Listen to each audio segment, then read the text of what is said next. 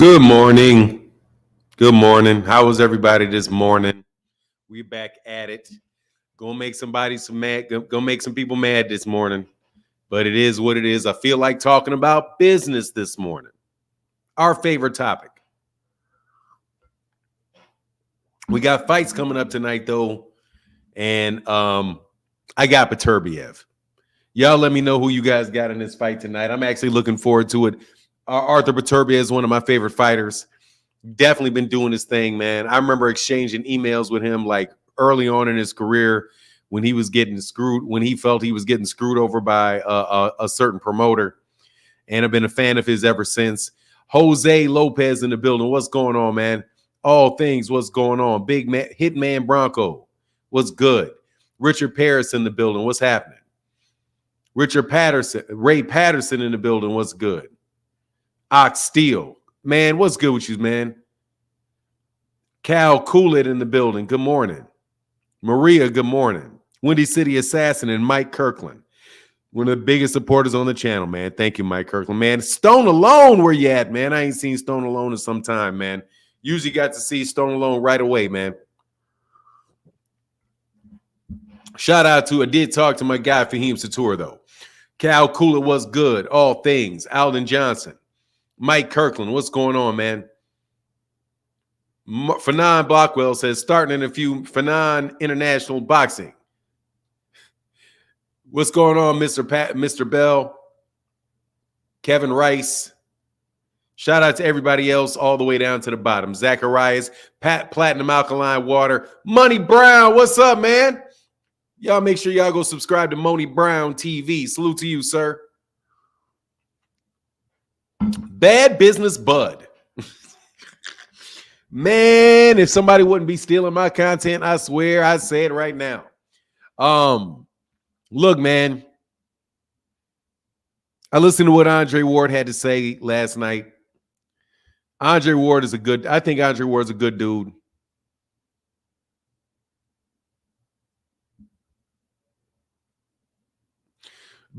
John Doe said, been watching all the last 3 mornings. Love the way you do the dance around ish. Haha, glad someone keeps us up on the boxing scene. Dance around what? What do I dance around? Shoot, I'll be really direct, man. I'm not dancing. I don't think I am. I remember a business partner of mine told me that one time. So I love to see you tap dance. It's like, that's kind of racially loaded, but I'm not tap dancing. I'm just, you know what I mean? I do feel bad about that conversation with Ray Davis yesterday because I was going to let Ray Davis slide. I was going to let him slide on his opinion until he made it a debate, at which point in time I couldn't do that, man. I'm sorry. Love you, Ray, but I ain't taking no L's. That's just, you know what I mean? I say you do not dance. Oh, thank you. No, I'm not dancing. Love you, Ray Davis, but nah, dog. I was thinking about that after the show, Ray Davis. I ain't gonna lie. I was like, man, I like Ray Davis, man. I don't ever want to have no argument with Ray Davis. I was just gonna let it slide. Not even let it slide. Just let people express their opinion. I don't look, man. I have so many people talk shit to me that sometimes I feel like I've got to debate. Crawford has so many haters. I mean, good for him. He should good. I'm happy for him, Mr. Spencer. He does. I am going to tell you, though, he need to go try to do everything he can to get that rematch, though. I don't think that's a smart move at all for him not to take that rematch. I don't think it's a smart move at all. I don't believe it's a smart move at all.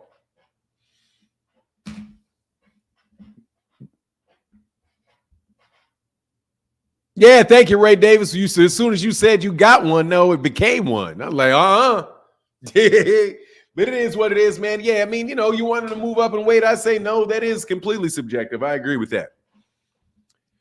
He need to stop picking and choosing so much. Nah, look, man, the dude is 36 years old. What did Floyd post? No, man, come on, man. What Floyd post? Man, y'all keep getting me on all the posting. Hold on, man. Man, come on, man. God, dog. I be missing good stuff. Did I miss good stuff? What Floyd Mayweather post, man? Nah, man. I can't believe you guys got me addicted to the worst. The fucking shit is the worst, man. Invest now. Ooh, that no. Floyd ain't posted nothing in years. What? He ain't posted anything since last year. No, so no, I didn't see it.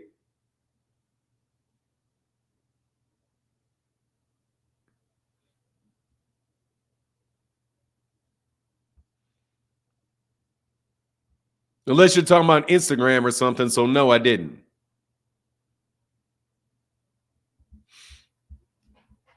Oh, gee, I mean, Instagram.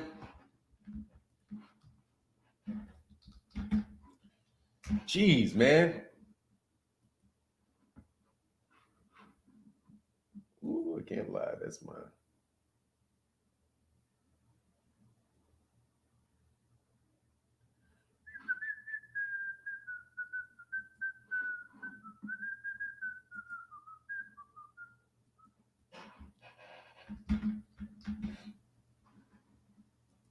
Yeah, you got a lot of followers, man. I still don't get Instagram. Can't lie, bro. I still don't get it. That's me showing my age. Oh, yeah, I already knew that was done. Yeah, I knew that was done. Yeah, I already knew that. Yeah, I knew that fight was done. Been known that was done. Been known that was done.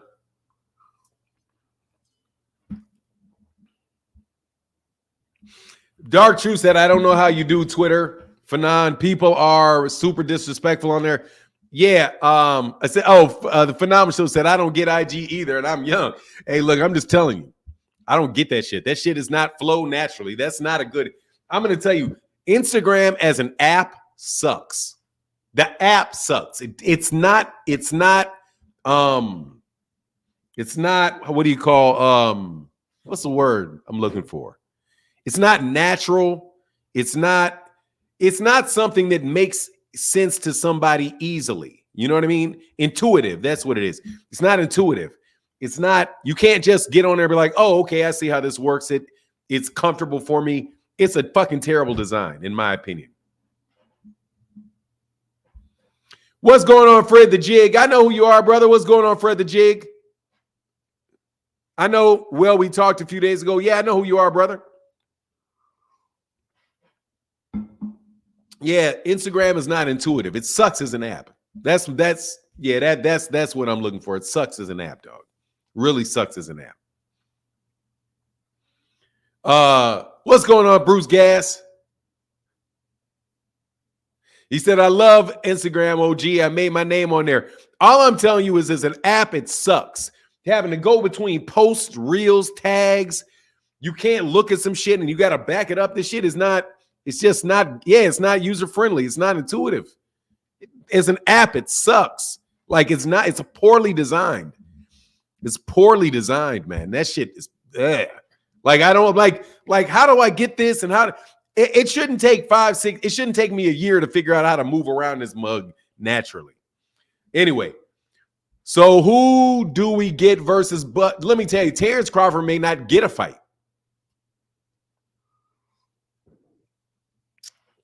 Terence Crawford may not get, I'm trying to tell you, man, Terence Crawford may not get a fight. He may not get one.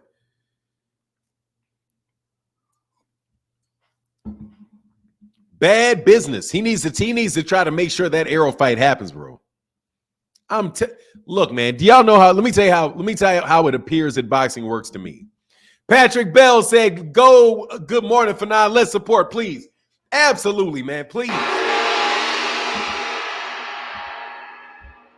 Otherwise, I'm gonna have to put my soul on. Hawk. I do not hear enough about Boots and his dude put on the best displays of boxing ever displayed this last summer. Dude is next coming. Best. Crawford stays away from him. Look, I'm telling you, for real. This is not if it's the case that Terence Crawford is not fighting Errol Spence Jr., I think that is a bad career move for him. It's a good career move for Errol. I think it's a bad career move for Terence. I would advise, he doesn't know he doesn't need to, but dog, I'm telling you, who's he going to fight? here's the thing. Nobody needs anybody. Needing is not the question, whether you need it or not.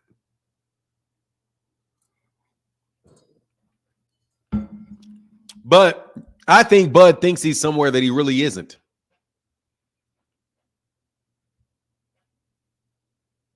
You got a guy out here who's saying that the reason that he lost to you, he didn't say it. He didn't say the reason that he lost was these reasons. But he's saying, look, man, I was injured.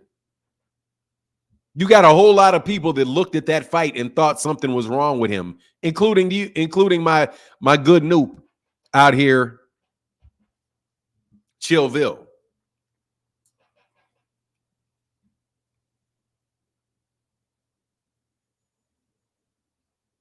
What's good, Fanon? I got a question that what did you call Tank's Muslim name? Not an alias, but an attribute. The man referred it to as his Islamic attribute. He didn't call it, then he said name, but he said attribute. An attribute is like a personality characteristic.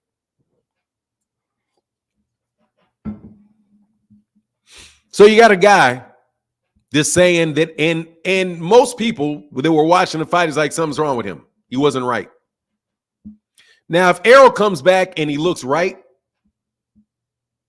and he looks very right at 154 and he wins the championship at 154, that's just going to bolster his claims that something was wrong at 147. So you have that side of it. And I'm going to tell you, Terrence has not got he does not have a big fan base. He has a fan base. And I do believe that his fan base grew.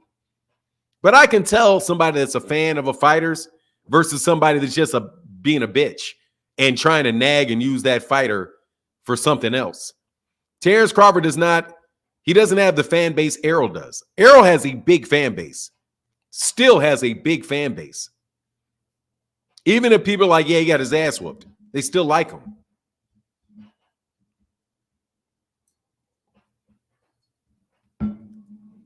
And there's a lot of people that think something was funny with that fight. If Errol goes up to 154 and he looks good at 154, and I definitely think he can beat Tim Tszyu, provided he's not, we'll see. If he is washed, then he won't. If he's not washed, then he will, because he's a better fighter than Tim Tszyu. Hey, no worry, choose sports talk. Yeah, attributes. Gervonta Davis is not referring himself to Abdul Wahid.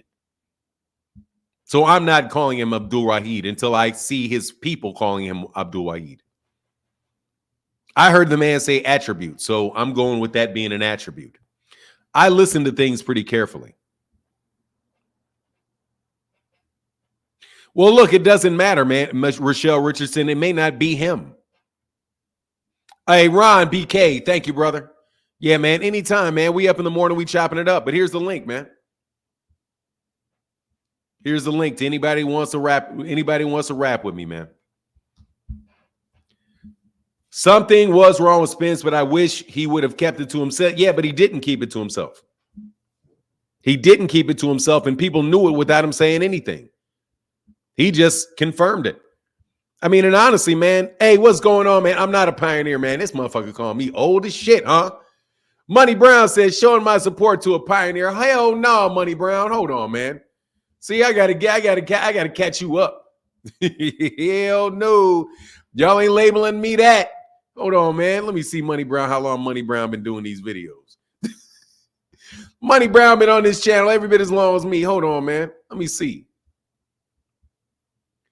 Money Brown, you been on YouTube longer than me.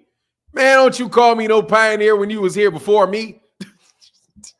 Nigga called me a pioneer. Man, hell no. You a pioneer too. Man, I started my channel in 2017. Thank you, brother. You don't have to be old to be a pioneer. Man, I ain't no pioneer. Y'all kiss. Hey, nah. Thank you for the compliment, Money Brown. Nah, these niggas trying to graduate me. You don't have to be old to be a pioneer. Yes, you do. The hell you don't. Yeah, man, I've been on here 5, man, please. You know who the pioneer is? Blood boxing. That's the pioneer right there, dog. Out there in uncharted territory. Dog, by the time I got to YouTube, YouTube was rolling. Matter of fact, I made one of my smartest business decisions that I've made. I made one of the smartest business decisions of my life, matter of fact. Hey, man, I appreciate any compliments, man. I ain't turning down no compliments now. I'm just cracking jokes. But for real, I made one of my smartest business decisions. Woo, it was smart. It was smart, and it paid off. Yeah. Other people can't do it now because they sold it up. But hey, man. Barbara D said, what chance does Terence Crawford have to fight PBC fighters if he doesn't fight Errol Spence Jr.? I think he has a chance to, but not, I don't know. I think he has a chance to fight one-offs, but he doesn't want to fight Gervonta. So I don't even, Gervonta's not a PBC fighter though. So I don't know. I don't really know. I don't think so. Like, dude, they're not, man, I'm telling you. First of all, let's go through the litany of things that make me believe this. Motivation 104 says, Salome, it can't be to the can't and brother to the chat. And brother Fanon, what choices does Crawford have if he retires now? What imprint has he left on the sport? Not a good look, in my opinion. He had one good fight. He had one big fight. For your smart business move. Okay, I'll tell you what my smart business move was. I started YouTube when there was no ads on videos, when everybody was quitting, because you remember there was this thing called adpocalypse. If you remember YouTube, you remember adpocalypse. Basically, YouTube, all kind of companies were pulling out of YouTube, pulling their advertisers' dollars from YouTube because of some type of issue around, what type of videos were going up. So pretty much, everybody that were making a bunch of money, stopped making money. It's like the bottom dropped out of it. And I said, you know what? There's going to be a lot of channels that are going to stop. And this is a good time for me to start, because if I start during adpocalypse, then I got time to build up. And by the time it's over, because YouTube's not going anywhere, then I could be established by the time we come out of it. And that's exactly what happened. So what I did was I bought short. I bought short when the price went down. I bought, and I waited for the price to go back up, and it really worked out. One of my smartest business decisions that I've made, without a doubt. Thank you, brother Mike Kirkland. Thank you, man. If TC doesn't fight Errol Spence Jr., he will try for Canelo. He's not going to get Canelo, Bud Cheddar. That shit is a smoking pipe dream. If he can get Canelo, I think that's where he's making his mistake. I know that he thinks he can get it, and he's going to go for it. I listened to Andre Ward trying to sell that. Dog, you're trying to sell that shit. They ain't buying that shit. They not buying that. Andre, they are not buying that, man. Canelo ain't buying that, man. Canelo ain't going to buy that. Hell no. Man, Pioneer, what's up, Mill City Boxer? Man, he ain't buying that. If I'm Canelo, I'm saying hell no. Hell no, I'm not fighting you. Hell no. Hell no, I'm not fighting you. For what? What am I going to get? Like he says about Gervonta Ennis. For what? What am I going to get? I'm going to risk getting beat by a guy coming up from 147 pounds? Hell no. Terrence, man, Canelo Alvarez got no reason to fight him.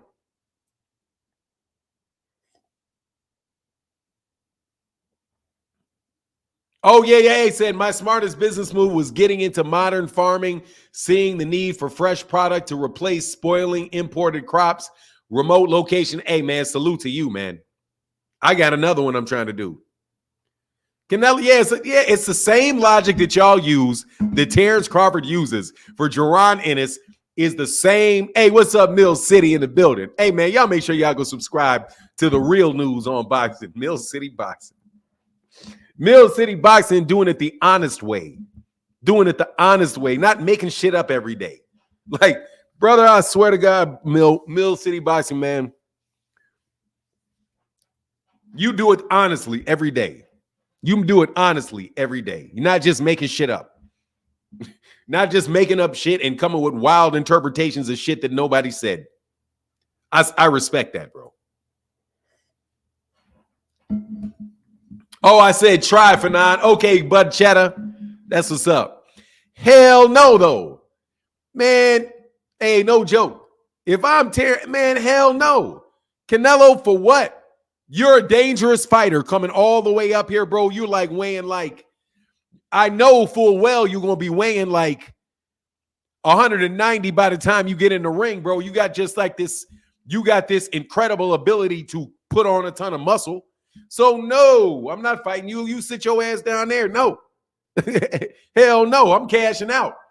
You go fight somebody, you go take care of all that shit you got. Hell no, you're not making your name off me. And you know it.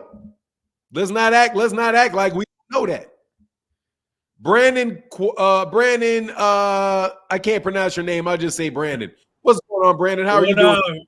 Fannin. Fanon. Like fuck. Like fuck. Fanon. All right, I can hear you. Okay, listen up. Hey, yo, look. Terence Crawford is not gonna fight Errol Spence anymore. Okay. Yeah, because he just announced it on X or / Twitter, however you want to call it. He just announced that the rematch is off, which I was so. Did you see him actually say that? Yeah. Or are you interpreting that? That's what he said. Exactly his words. Because the injury. No, that's not what he said. He said, I heard it all now, Errol Spence. It's okay, though. All in all, I'm glad it's over with. It's over and done with. I wish you well, my brother. That does imply it, but he doesn't say it explicitly. So are you saying it does imply it. I think it's fair to read that into it. But yeah, so anyway, we know that. We knew what was going on. So are you saying that the rematch can still happen, or are you saying that it's... Yeah, man, Bud says a bunch of shit that ain't true. That winds up not being true. He said he was never going to fight Errol in the first place. He said, I'm over with. It's never going to happen. But what's your point, man? What do you want to talk about, man? What's your deal? I don't want to, I just had to correct the record on that a little bit. But it is... But that's what a lot of people are saying is the truth. And then 15 minutes later, Errol. Anyway, man, I can go up into this bullshit conversation people be having with themselves. But what's on your mind? My point, me being a big Terence Crawford fan, I'm probably one of his biggest fans. Yes, Terence sir. Crawford, he's one of my favorite boxers for sure. He's so I just wanted to. So he's if he does do the rematch, I feel like he's going to win again. I don't want him to take a rematch, to take a fight that he knows that he's going to win. I want him to do a challenge. So have you ever seen Bud in a fight that he didn't know he was going to win? I mean, not really, but not really. No, I'm just messing with you. Well, I appreciate you, brother. Thank you, Brandon. Appreciate you, man. Peace. All right, man. Get back. Keith Nolan said, good day, Fanon. In addition to what you said about Canelo, I think Canelo has no interest in going through negotiations with Bud after watching y'all negotiate with Spence. Hell no. That's the biggest freaking problem right there, dog. I'm telling you, man. That's the biggest problem right there. I see you, Dean. What's going on, Worldwide Bullies? Look, that's the biggest problem right there. That's the biggest problem right there. Hey, Richard. Hey, Timothy, don't do that, bro. Timothy Stoudemire, please don't do that. Please don't do that, if you wouldn't mind. I'm not going to get rid of the comment, but please don't do that. Champ Side's a good dude, man. He deserves the support that he has. I mean, I would appreciate if you wouldn't use my platform to tell people to do that. First, it's not effective. And number two, come on, man. Let the man live. Please don't do that. That's the big problem right there. I see you, Dean. Cal D, shut up, you fucking buffoon. I didn't say any of that. Though seriously, man, I get tired of dumbasses. Now you saying Bud knew he was gonna punish Spence. He said he was, didn't he? Didn't he say it? Didn't he say he knew he was gonna do it? Isn't that what left his mouth? Isn't that what left his mouth, you buffoon? What's going on, Dean? Fanon, how you doing, sir? How's everything, man? Man, I can't complain, man. Sipping on my coffee, man. Wishing it was scotch. Wishing I could day drink. Wishing I could day drink this morning. Well, what's up, man?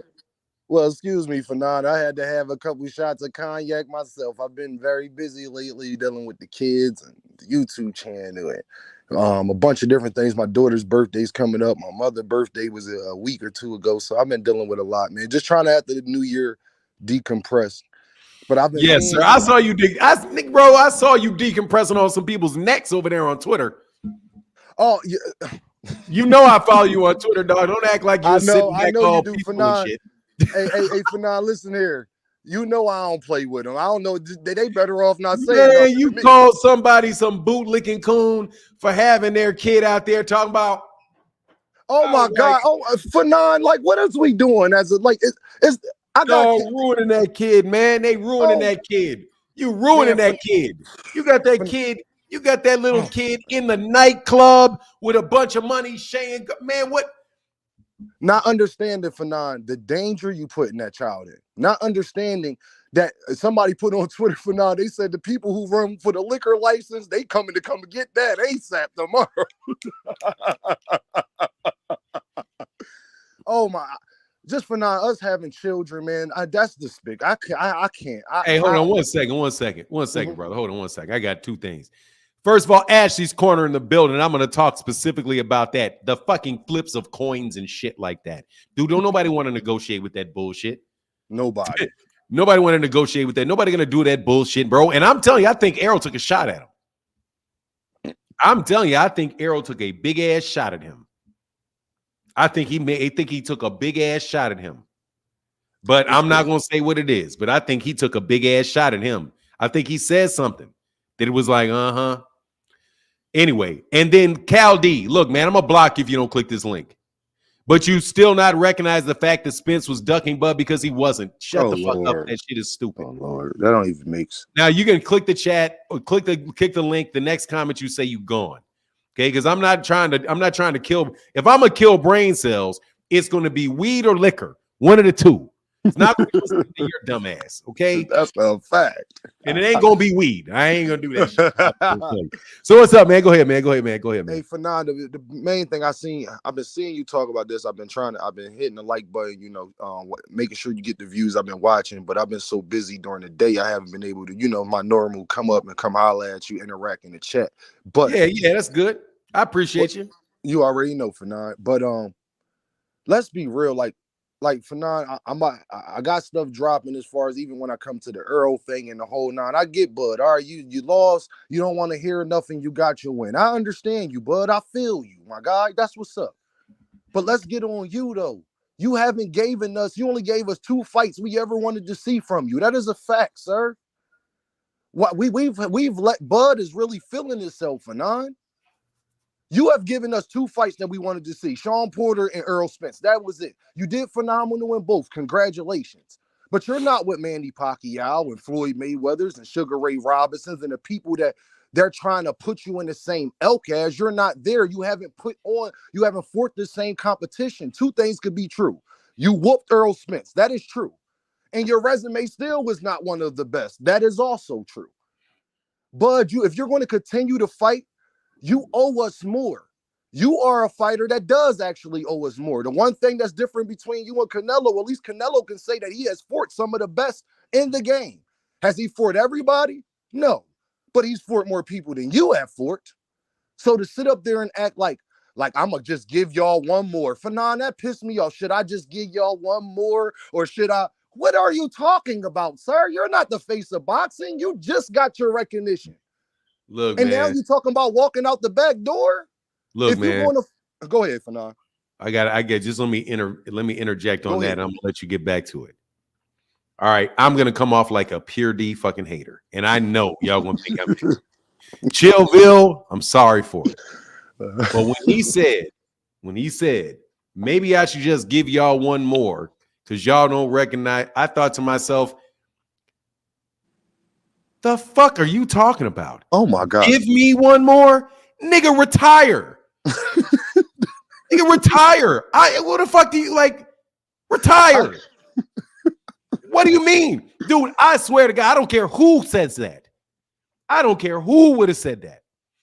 I don't care if Floyd Mayweather Jr. said, I don't know, maybe I should give y'all, maybe I'll give you what? Nigga, I'm paying for your fucking fights. What you mean? What are you talking about? You didn't give me shit.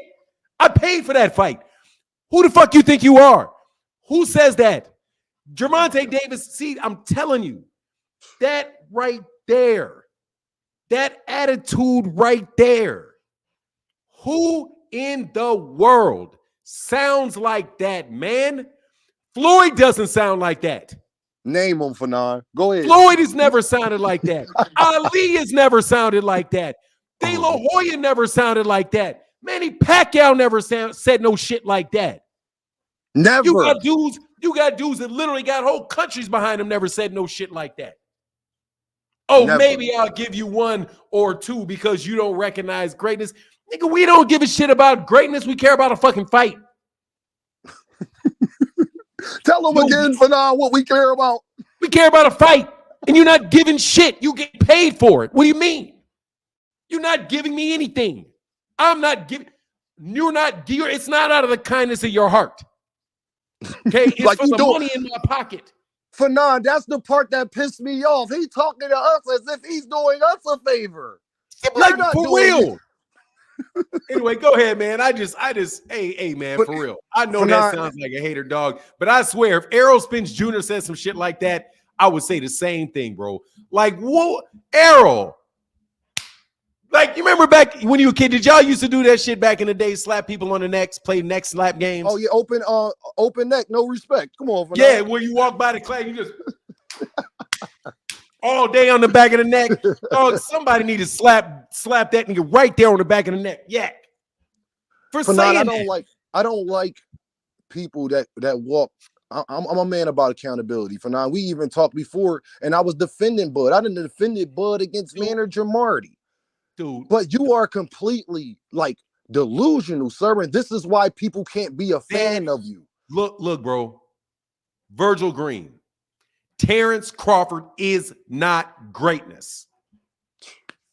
He is not greatness. He is a boxer. You are not tuning into a fight to see greatness. You are tuning into a fight to see two people punch each other in the fucking faces. Okay? If you want to categorize that as great and say that he's great at doing it, that's one thing. But you are paying to see people fight. Get your ego the fuck out of it. Get your ego the fuck out of it. Everybody gets on the toilet and shits the same. You guys don't listen to all that. You do it. I'm not doing it. You guys want to put a fucking battery in everybody's fucking back and act like, oh, dude, that nigga ain't great. There's maybe one, dude, you know how many few people are truly great? Yes, Fanon. He ain't Martin Luther King. That man ain't Martin Luther King. He ain't Malcolm X. I mean, what are you talking? You think he's saving babies or some shit? He's punching people in the face, bro. That's it. And he's very, very good at doing it. He may be a great fighter, but bro, that's not recognized greatness, my ass. I've given that man every bit of respect that man could get for what he does in the ring, but you're no better than anybody else. And if you do not respect the people that are paying you money, there's a problem. I pay him my money, not the other way around. Every fighter that gets these ridiculous fucking attitudes like their shit don't stink is tripping. You're tripping. When you start saying things like that, you're tripping. What do you mean? The next nigga is coming. What do you mean? I mean, you name him. The next one is coming. You're going to be out the door. He's going to be coming in. It is a fucking revolving door of boxers, bro, that go on and on and on and on and on. Since I've been watching boxing since 1975. Okay. It is a revolving door of fighters. Absolutely. It's revolving. One comes in, one goes out. One comes in, one goes out. One comes in, one goes out. He's going to go out and somebody's going to come in. And Terence Crawford, I promise you, I'm going to have to, in about 15 years, I'm going to have to remind people who the fuck he is. I mean it. I've got to remind people who Corey Spinks is. Right. I got to remind them. Oh, well, what do you think about, that's why Blood Boxing going to be the one talking about him. He's going to be in there with the historians, reminding you of things like this. Like you talk about recognized greatness. How about you recognize Henry Armstrong? When Bud says I'm the first 2-time undisputed champion ever, that's not true. That's not true. Somebody even more recent, somebody like Winky Wright. We don't talk about him no more, but we know how ducked he was, how they didn't want to deal with that high guard and southpaw stance. One of the best to ever do it. Andre Ward. Do we talk about Andre Ward every day? Hell no. Hell no. Well, I'm going to talk about him today, though. I ain't going to lie. I'm going to talk about him. I know how you seen this interview. I'm glad you're going to speak on that. That's my guy. I'm talking about him. But my thing is, Fanon, Crawford, you are a great fighter. If I'm being objective from my eyes, you one of the best I've seen, bro. But I also can be real with you and tell you that you owe us more if you're going to continue to do this. And everybody's jumping for joy, Fanon. Errol Spence got cataracts, his eye. I made a video talking about how I don't care what was wrong with him. You know where my stance at is with that. Say that again. Where everybody, he got the eye surgery and things like that. And you know my stance when we've went at it before, Fanon. I don't care if he was hurt or none of that stuff. Once you get in the ring, it is what it is. Crawford, since y'all jumping for joy that you might not be able to rematch Spence, can you please fight Boots then? Because there is no fight out there for you. Everybody's wishing on a star about this Canelo fight. Stop it. Stop it. It's funny when it comes to Gervonta Davis, he has to fight people, but then the same people make every excuse why Terence Crawford don't have to fight the guy that is worldwide known as his biggest threat right now. I don't think you could go on a platform in America, Fanon, that's a major platform, ESPN, Fox, Breakfast Club, whatever it is, and Jaron Ennis not be the guy. They sat up there and said, who's Jaron Ennis? Why would Breakfast Club bring Jaron Ennis' name up to Terence Crawford if he was nobody, Fanon? Do that even make sense? Well, they be stealing YouTube's contents, bro. I just, I understand that. But what I'm saying no joke. Them niggas be stealing YouTube channels content, bro, and be putting them on. Like, them niggas don't know shit about boxing. They listen to us, and then they put it on their show, bro. What's going on, Steven Jackson? I know you didn't know about no damn weight class. I got something coming on him, too. But for now, my point is the fact that Jaron in his name was one of the first questions they asked you being the number one pound-for-pound fighter in the world, on Breakfast Club in the biggest city in the world, the number one morning show in the world, especially coming from the biggest city in the world. By definition, people. That's not the biggest city in the world, though, but it is the biggest city. In America, I'm talking about with us. You're right. In the world, in the United States. Yeah. You want to say one of the most? Yeah. It's the biggest in the U.S. Mexico City, and so it's like Mumbai and other shit like that. In China, I got you. Yeah, but go ahead, man. I was just saying the fact that his name was mentioned there, that Charlemagne is even asking you about that, let you know how much pressure it is. They asked you about Errol Spence, and then they asked you about Jaron Ennis. Y'all happy that you can't fight Errol Spence, so he's out the picture. It's no way you telling me Jermell Charlo or Tim Tszyu or any of these other guys that you are talking about. Well, what Jaron Ennis bring to the table? Jaron Ennis boosts Buzz Crawford's legacy a great deal if he beats him. And not enough people was talking about that, Fanon, and it's the goddamn truth. If you beat Jaron Ennis, people like Fanon and a bunch of other YouTube creators will give you full credit. I've been giving him credit for years. He are number one pound for pound fighter, Fanon. But when I'm saying look, Dean, let me We'll finish up, man. Then I got something I'm going to actually, I'll just wait and I'm going to give this speech that you guys need to understand about why this shit happens. But I'm just saying this, Fanon, and I'm going to just land my plane here. If you say you love boxing and you care about boxing, can you stop lying on that man from Philadelphia and stop acting like don't nobody know who he is and all of this stuff? That is not true.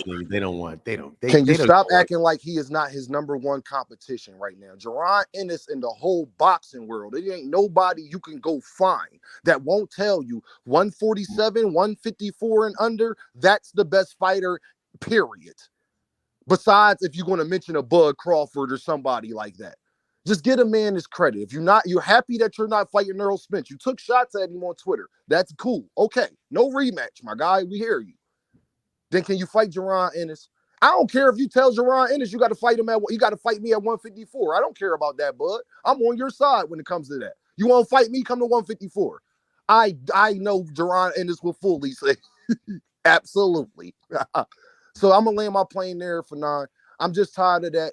Terence Crawford, you haven't given us a bunch of fights. You don't have a bunch of classic fights on it. As far as your resume is concerned, if people say we hating on you or lying on you, there's only 2 fights that you had of respectable opponents that I really, really respect as far as the upper echelon of boxers. And I'm going to just leave it there.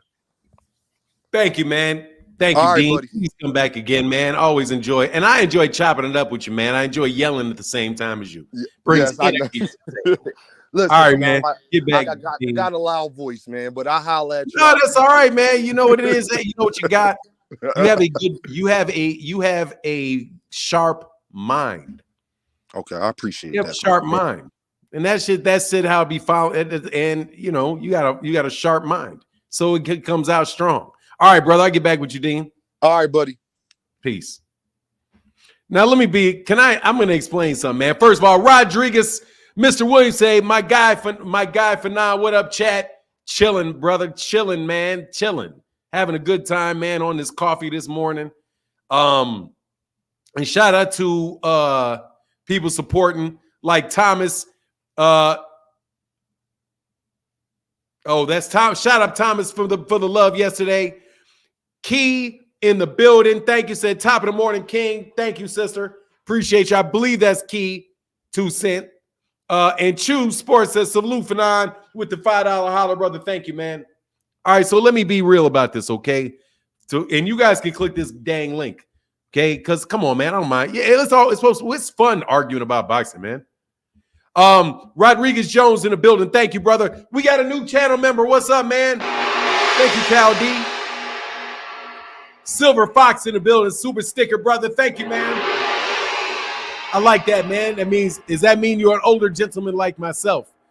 Can is the GOAT. Who is Can? Keith Nolan in the building said, Bud fans make excuses for why he doesn't fight Boots the same way Canelo fans make excuses for Canelo so he doesn't have to fight Benavidez. These dudes just be talking, bro. Okay? They talk. That's all they're doing. They don't think, they talk.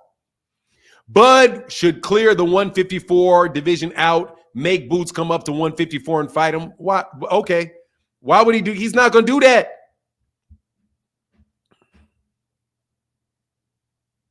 He's not going to do it.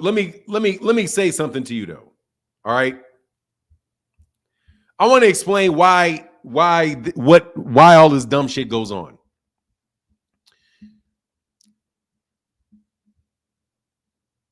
And why everybody gets so mad and why all these black channels be lying their asses off. Because in boxing, having such a very small circle, opinions matter a lot. Opinions matter a lot. And once you can convince black people to support you, then you're going to cross over into the majority communities and you're going to make a ton of money. The problem, I'm telling you, the difference between somebody like Ali, because shout out to my guy, Jeffrey Brooks, who said that you're going to have to, in a couple years, you're going to have to remind everybody who these fighters are. That's why I'm saying Bud is not greatness. You don't have to remind anybody of who Muhammad Ali is. Muhammad Ali is not fought. Muhammad Ali is not fought since 1980. That is 43 years ago, and you do not have to remind anybody of who he is. That's greatness. You cannot put Terence Crawford in with him. That's not greatness. He has not achieved immortality. That's your fucking yes men telling you that shit. You've earned a lot of money, and you are clearly, in my opinion, the best fighter in the world. But you guys none of y'all have made it to that level of, you're not fucking Barack Obama. You know what I'm saying? It's not like you're not the first black president. Like, what do you think this is? For real, how big is your ego? How big is your ego? You guys are not, dude, Sugar Ray Leonard, Sugar Ray Robinson, Sugar Ray Leonard, Hitman Hagler, they're borderline greatness. They're just historically elite fighters. But look, here's the thing. Here's the thing. You are serving a need of the people. You work for the people. You're not doing any favors for the people by allowing them to give you their money. Fuck sense does that make? Calm your ego down. Calm your ego down before something in this world calms your ego down for you. And I'm saying that about anybody whose ego gets out of hand. Errol Spence Jr. thought that way. Something's wrong with him. The minute Gervonta Davis starts thinking like that, something's wrong with him. Floyd don't act like that. Floyd will talk about every single solitary thing he's ever accomplished and say he's better than everybody that ever got in the ring and all of that. But dog, he's never taken the attitude that maybe I'll bless you with being able to see me and be in my presence again. Dog, stop that shit. And being difficult to negotiate with is something that is not necessarily a good thing. And I think turn your goofy down. Man, please. Ali has lost and Floyd, so what? Floyd is nowhere near Muhammad Ali. Sorry. Tank is not greatness. First of all, Tank is a very, very, very, very successful fighter. Tank is a human being like everybody else. He is a human being like everybody else. That man is not Michael Jackson. Okay? He ain't Michael Jackson. Terence Crawford and Gervonta Davis can walk down the street and have absolutely nobody bother them.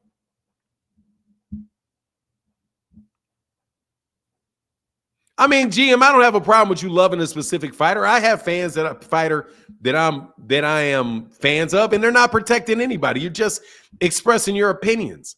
GMC, I mean, I'm not, dude, I want to see the fight.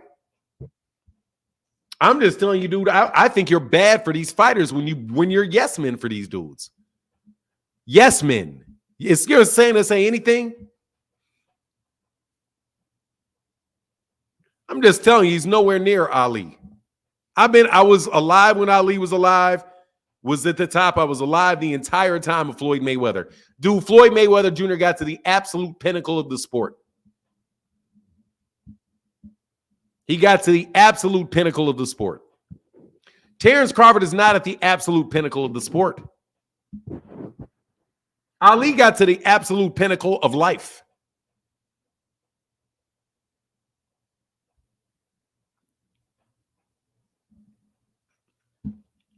So what if he lost?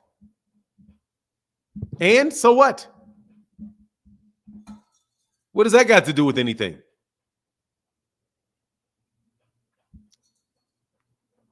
So what if he hasn't lost? So what? Can you please explain to me why that matters? That he lost?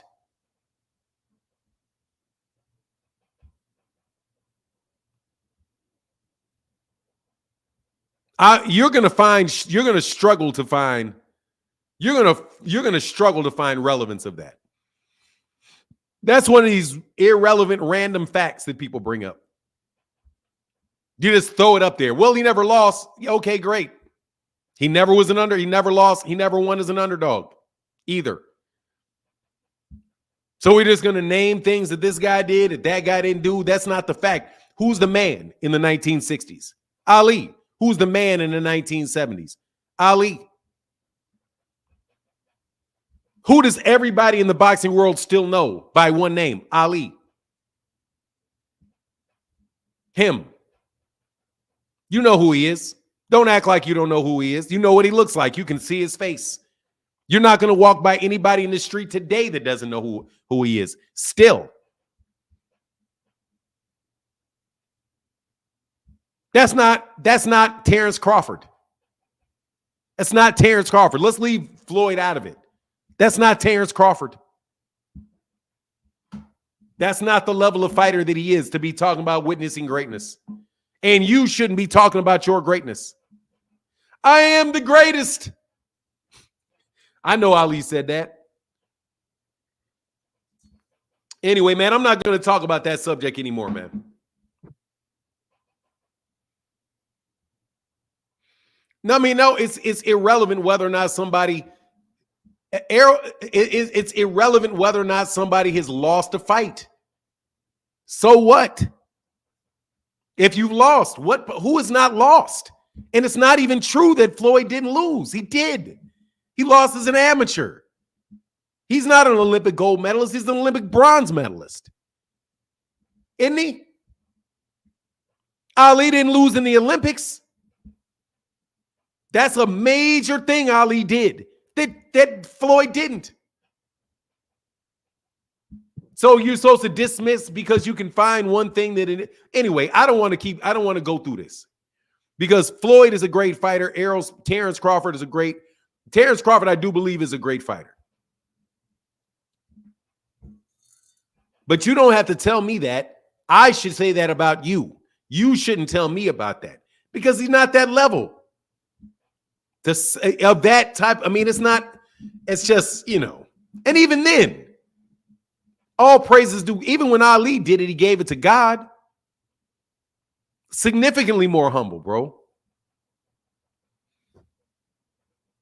Look, anyway, I think he's making a mistake if he doesn't fight Errol, if he doesn't rematch Terence Crawford. I think he makes a mistake because I don't think it's going to be there. I don't think that legacy is going to be there for him. I spent too much time arguing in favor of Terence Crawford and his accolades with people that don't want to give him any credit to know that they're not going to do that. Okay?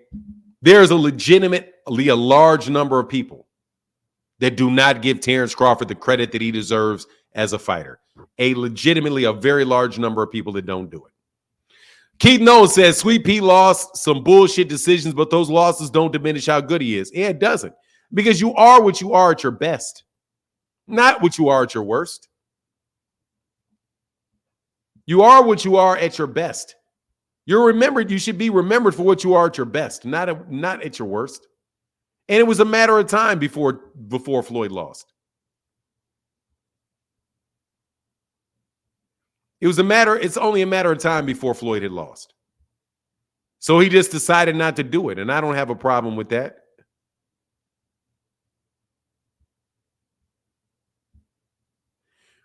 Joe Raphael, I'm going to unblock you, bro, but you just created that page, and I usually don't do that, but I did it for you anyway.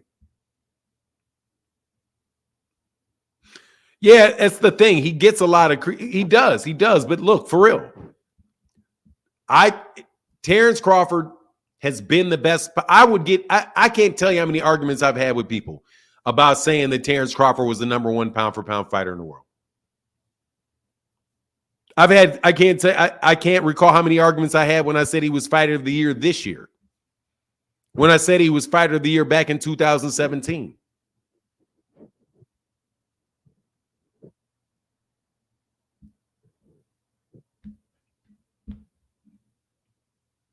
Same thing about Andre Ward. Dude, Andre Ward's had a better career than Terence Crawford has. In my opinion. He's had better fights.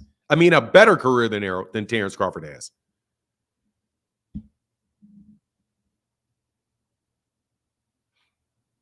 Yeah, I think he is number one. But here's the thing, man. Dude, nobody wants to deal with you. Would you want to, seriously, man, would you want to negotiate with Bud to do anything? Would you want to enter into a partnership with him for anything? I don't know what that means, Claymore Rain. You're going to have to hit the link. I don't know what that means. I'm not good with emojis. So the link, there's the link. I don't think there's been a link in there for a minute. There's a link. EJ should be pushing for the rematch for sure. His legacy is completely different. I don't think Errol should push for the rematch.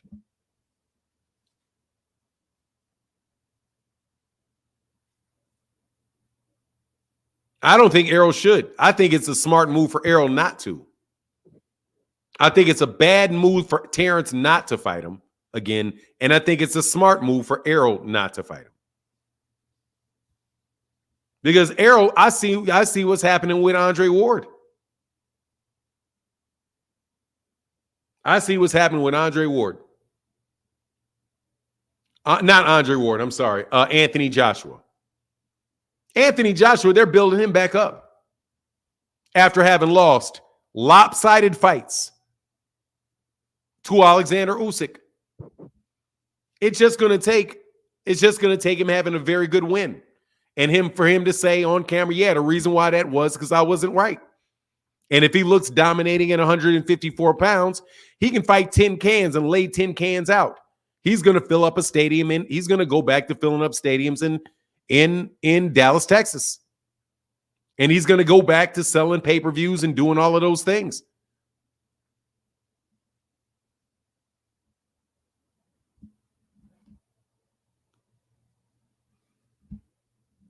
It's there for him. And he told people what happened in that fight. I wasn't right, and most people believe him. I pay attention to these guys, man.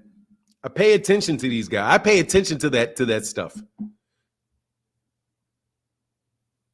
Cal D. Floyd did not be dog. There's no Cal D. I appreciate the comment, man. Can you let's drop the Ali Floyd thing, okay? Can we just drop the Ali Floyd thing? Ali was the number one fighter in the world from the day he started to the day he ended.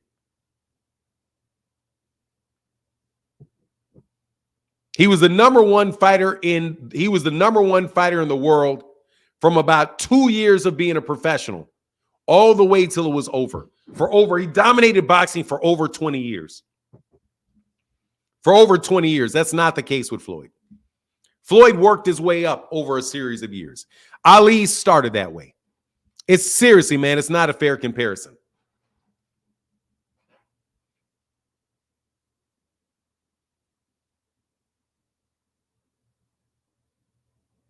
But I don't want to do the Ali talk because it's unfair to Floyd. There's only one Ali. After Ali, you can talk about Floyd and anybody else. You can talk about Floyd and Mike. You honestly, really, I don't, as far as like the monetary portion of it, I mean, it's in the fans fair. I think Floyd and Mike Tyson are about what and what. Floyd had a better business model and was able to capitalize off that business model very well. But Floyd and Mike Tyson are about what and what. Really, as far as like legendary fighters, Ali, like for example, Mike Tyson lost to Holyfield, he lost to Lewis, Holyfield, and he lost to Lennox Lewis. And he's still bigger in the sport than either one of them are to this day. So the wins and the losses are not everything, man. The wins and the losses are not everything.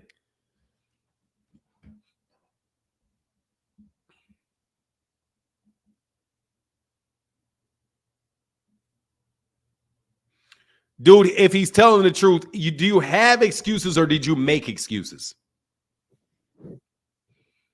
I don't think Floyd's overrated. I think Floyd is actually underrated as a fighter. Oh, you're tripping, John Doe. Boots is not better than Floyd. No. No, no, no, no, no, no, no, no. No, no, no, no, no, no, no, no. No. Okay. Now we'll see what he is. Better? No. Is Roy Jones better than Floyd? No. No. I've not seen anybody better than Floyd. That I know that in my mind's eye I think is better than him? No. I have not seen it. I'm telling you, no. No, no, no, no, no, no. Floyd Mayweather Jr. is something. I think that the people that Floyd that Gervonta Ennis could fight to show it. Oh, I think he's as good as Roy. I think he's as good as Roy. I think he may be right there with Roy. I think he's right there with Roy. I think so. Because he's as gifted as Roy. But I don't know because, see, unlike Roy, a guy like Terence Crawford won't fight him. We're not going to be allowed to see that because Terence Crawford is on his prima donna perch. So we won't be able to know. See, fortunately for Muhammad Ali, Sonny Liston wasn't sitting on his throne talking about how great he is and how he doesn't need Ali. And fortunately enough, we got to see Sonny Liston because Patterson didn't sit up and say, I'm too good. I've already proved myself. I don't need to fight him. There's nothing in it for me. So we're not going to get to see that with Gervonta. That's why Gervonta's got to beat everybody around him and wait for his contemporaries to be put into a situation where they don't have a choice. And I truly believe that. We don't know how good Gervonta Ennis is because Terence Crawford's not going to give him a chance to prove it. And you guys are making y'all got some damn excuses. He's ducking. He never ducked nobody, then good. Then he'll be fighting Gervonta Ennis, right, Mr. Green? Rollo Green? I know that's Rollo Green out there, Virgil Green. Okay, Rollo. I think that's Rollo.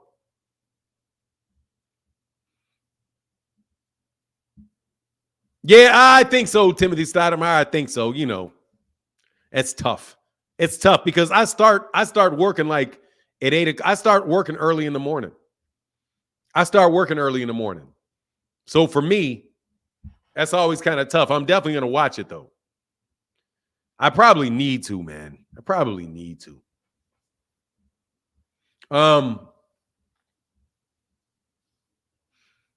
Yeah, we're never going to find that out because Terence Crawford won't fight him. Which is very unfortunate because it's not like he's got a Manny Pacquiao to fight.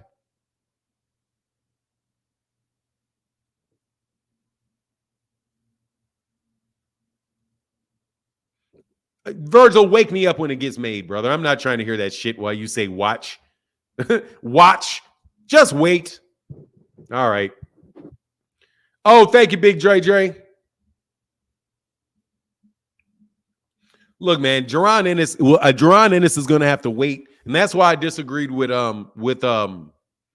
Ray Davis. Gervonta need to sit right there. You pointing out a lot of politics that I didn't know existed this week. Yeah, they exist. Politics is very real in every area of human endeavor.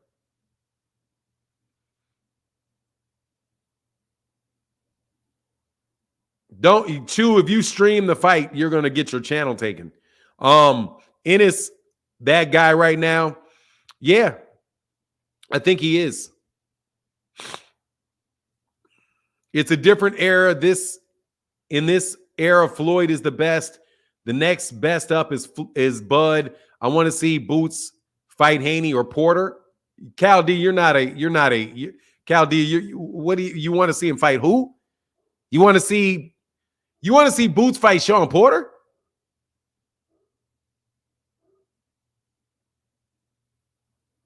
Are you serious? Or is that a typo?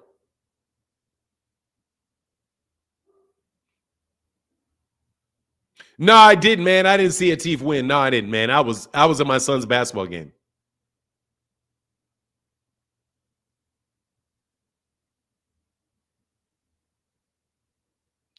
Jerron needs to call out. I mean, he said it enough times, man. Terrence Crawford's not fighting that dude.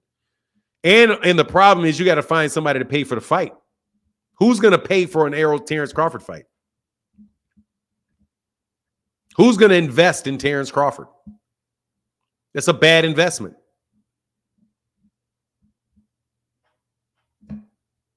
He's an overpriced car.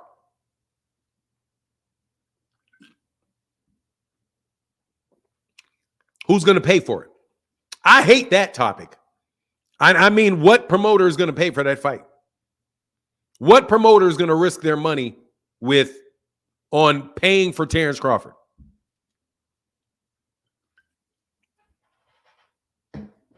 Think about it. No, he's not. Nobody is chomping at the bit to sign Terrence Crawford. Nobody.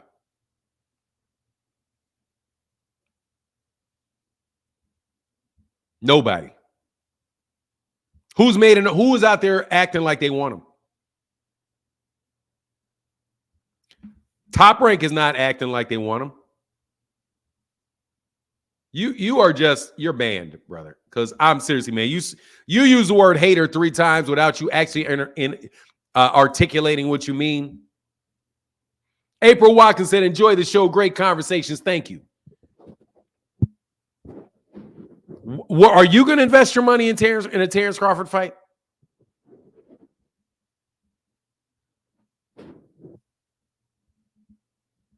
He's his own boss, but that doesn't mean he has any money to put on a fight and risk the money on a fight.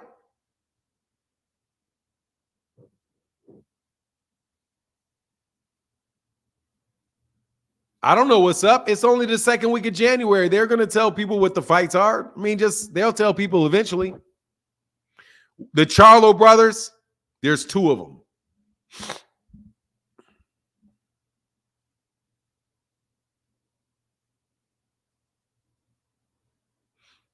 Please let me know who's going to pay for that fight. And educate me. What's going on, old Mad Manny? What's going on with you, sir? My man Fanon, man. I'm loving this conversation. I just want to make one point, and I want to know what you think about it. I don't mind that Bud don't want to fight Boots. I don't mind that. But I think he should relinquish the belts there. Let somebody else fight for those belts, man. You're holding on to those belts. I get it. You're an older fighter. You fought the big fight. Everybody said you were afraid of the boogeyman, Errol Spence. You beat Errol Spence, and you don't want to rematch him. That's fine. But this attitude that he has, like, we just got to wait to see what he's going to do. He's the guy and this, that, and the other. Beating Errol Spence, yes, that was a great win. But it didn't make you this guy that you're trying to betray. You know, let these young fighters coming up, let these young fighters get an opportunity to unify belts and to win championships. Don't hold on to the belts.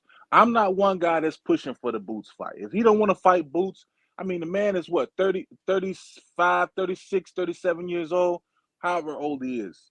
If you don't want to fight Boots, that's fine. But stop acting like, you know, you want to hold on to those 47 belts like as leverage to do what? There's nobody else to fight but Boots at 47. Let these young guys fight for these belts. If you're going to move up, move up. If you're going to retire, retire. That's my point for now. I don't understand, like, why everybody's making such a big deal about this Boots fights. Some older fighters, they don't want to fight the young and up and coming. They want the greatest pay for the least amount of resistance. I respect that. It's the Floyd Mayweather model. I get it. Floyd didn't do that. Toward the end of his career, Floyd did do that. No, he did not do that. He fought Canelo Alvarez, man. And Canelo Alvarez is a young fighter. Okay. But after the Canelo fight, how many of those fights really were going to challenge him? I mean, fighters that were really going to push him. You got to pick one. What do you mean? One somebody that's going to push him or somebody that's a younger fighter coming up? I mean, he fought Manny Pacquiao. Manny Pacquiao, somebody that pushed him. It was a huge payday, but I think people give a really bad name to Floyd Mayweather Jr. and what Floyd I think did. Floyd is great. Floyd fought as far as the younger fighters that he fought the younger fighters that he fought. He fought Robert the Ghost Guerrero, who was a younger fighter at the time. He fought Victor Ortiz, who was a younger fighter at the time. He fought Canelo Alvarez, who was a younger fighter at the time. He fought multiple champions that were younger fighters and younger undefeated fighters at the time. But he didn't fight the Errol Spencers of the world. He didn't fight the Sean Porters of the world. Those Keith Thurman guys coming up after him. That's what Boots is to Terence Crawford right now. He didn't fight those young guys like that. Come on now, Fanon. Like, I give Floyd his credit. Floyd is you can name some fighters that he didn't fight. I can name some. First of all, Errol Spence Jr. was not a contender at any point in time when Floyd was fighting. So Errol's not one of those. Errol's younger than that. There's Keith Thurman, and there's Keith Thurman, and there's Sean Porter. Those are guys that he didn't fight, but those are two guys that he didn't fight, and I can name three guys that he did. And Canelo Alvarez was a bigger risk than either one of those guys were. Canelo was a bigger risk. Canelo's about the same age as Sean Porter. He's actually younger than Sean Porter, and he's younger than Keith, and he's younger than Keith Thurman, younger than Sean Porter, and he fought him, and that dude was bigger. So I think a Canelo fight counts for a Keith Thurman fight and a Sean Porter fight. I mean, I definitely agree with that. I'm not saying anything to discount what Floyd has done. What I'm saying is he was able toward the end of his career. He had a few fights left. He wasn't going to fight much longer. He fought Andre Berto. Come on, man. Listen. That was his last fight, but the fight before that, he fought Manny Pacquiao. Yeah, he fought Manny Pacquiao who's the younger fighter, by the way. A Manny Pacquiao that's a younger fighter than him. Yeah, I happen to always thought your volume went away. Can you hear me now? Yeah, I can hear you now. I happen to be one of the ones that always thought he would beat Manny Pacquiao, but I thought that fight was way too late. They were both at the end of their prime, to be honest with you. Manny Pacquiao's still trying to fight now. Okay, it's all about the payday. I'm just saying, if Terence Crawford doesn't want to fight Boots, I don't see the big deal if he'll drop the belts. But I'm not in agreement with him holding on the belts, and he's not going to fight these young up-and-coming guys. I think he's earned the right. He's had a long career. If he don't want to fight the young guys, fine, but don't hold on to the belts. That's just my opinion anyway. I feel you on that, man. Thank you, Omad Manny. All right, brother. All right, brother. Get back, man. Man, Bomb Squad. What's going on, Expensive Paper? What's up? OG, how you doing? Man, I can't complain about a thing, brother. What's going on, man? Not much, man. Just touching base with you, that's all. How you been? Everything been good with you? Man, everything's good, man. I can't complain about a thing. You know what it is. We just talking this boxing in the morning like we do while the truck drivers on that road doing their thing. Yeah, that's lovely, man. That's lovely, man. My mama just had a birthday like a couple of days ago, so Oh man, happy birthday, man. Let me get you going. I got mine coming up on the 15th, you hear me? Oh, all right. That's what's up. 2 days? Day after tomorrow. I didn't know you in New Orleans like that, man. Did we talk about that before? Nah, I don't think we ever really talked about it. Yeah, I didn't know you was from New Orleans. What part of New Orleans you from? Yeah, 7th Ward, bro. Oh, okay, yeah, okay. Where's the 7th Ward, man? 7th Ward? You know what St. Aug at? You know what St. Aug? Okay. Yeah, I know where St. Aug is. Yeah, because I went to Dillard. So I don't know. Yeah, I don't know the wards. Yeah, we did talk. I didn't hear you clearly enough, bro. We did speak on that, dude. Yeah. Oh, okay, cool. Got it. So what's on your mind, Expensive Paper? Not much, man. I'm kind of, like it's a little different topics, about who the face of boxing, and all this and all that. The Devin Haney, Tank Davis. Uh, Look, man, it's okay to be a fan. Let me not say that word, fan. It's okay to be a supporter of somebody. You know what I'm saying? Because Yes, sir. in all actuality, I'm gonna keep it 100 with you. I started looking at boxing. It was because of a particular fighter. You know, Mike Tyson was the one that I was like, damn, how is he doing that? Like what? Like looking at the way he move and how you strike somebody right there on the chin to make them go to sleep. How you do the body shots. So it's okay to be a supporter of somebody, man. You ain't gotta, just be like, oh man, this guy.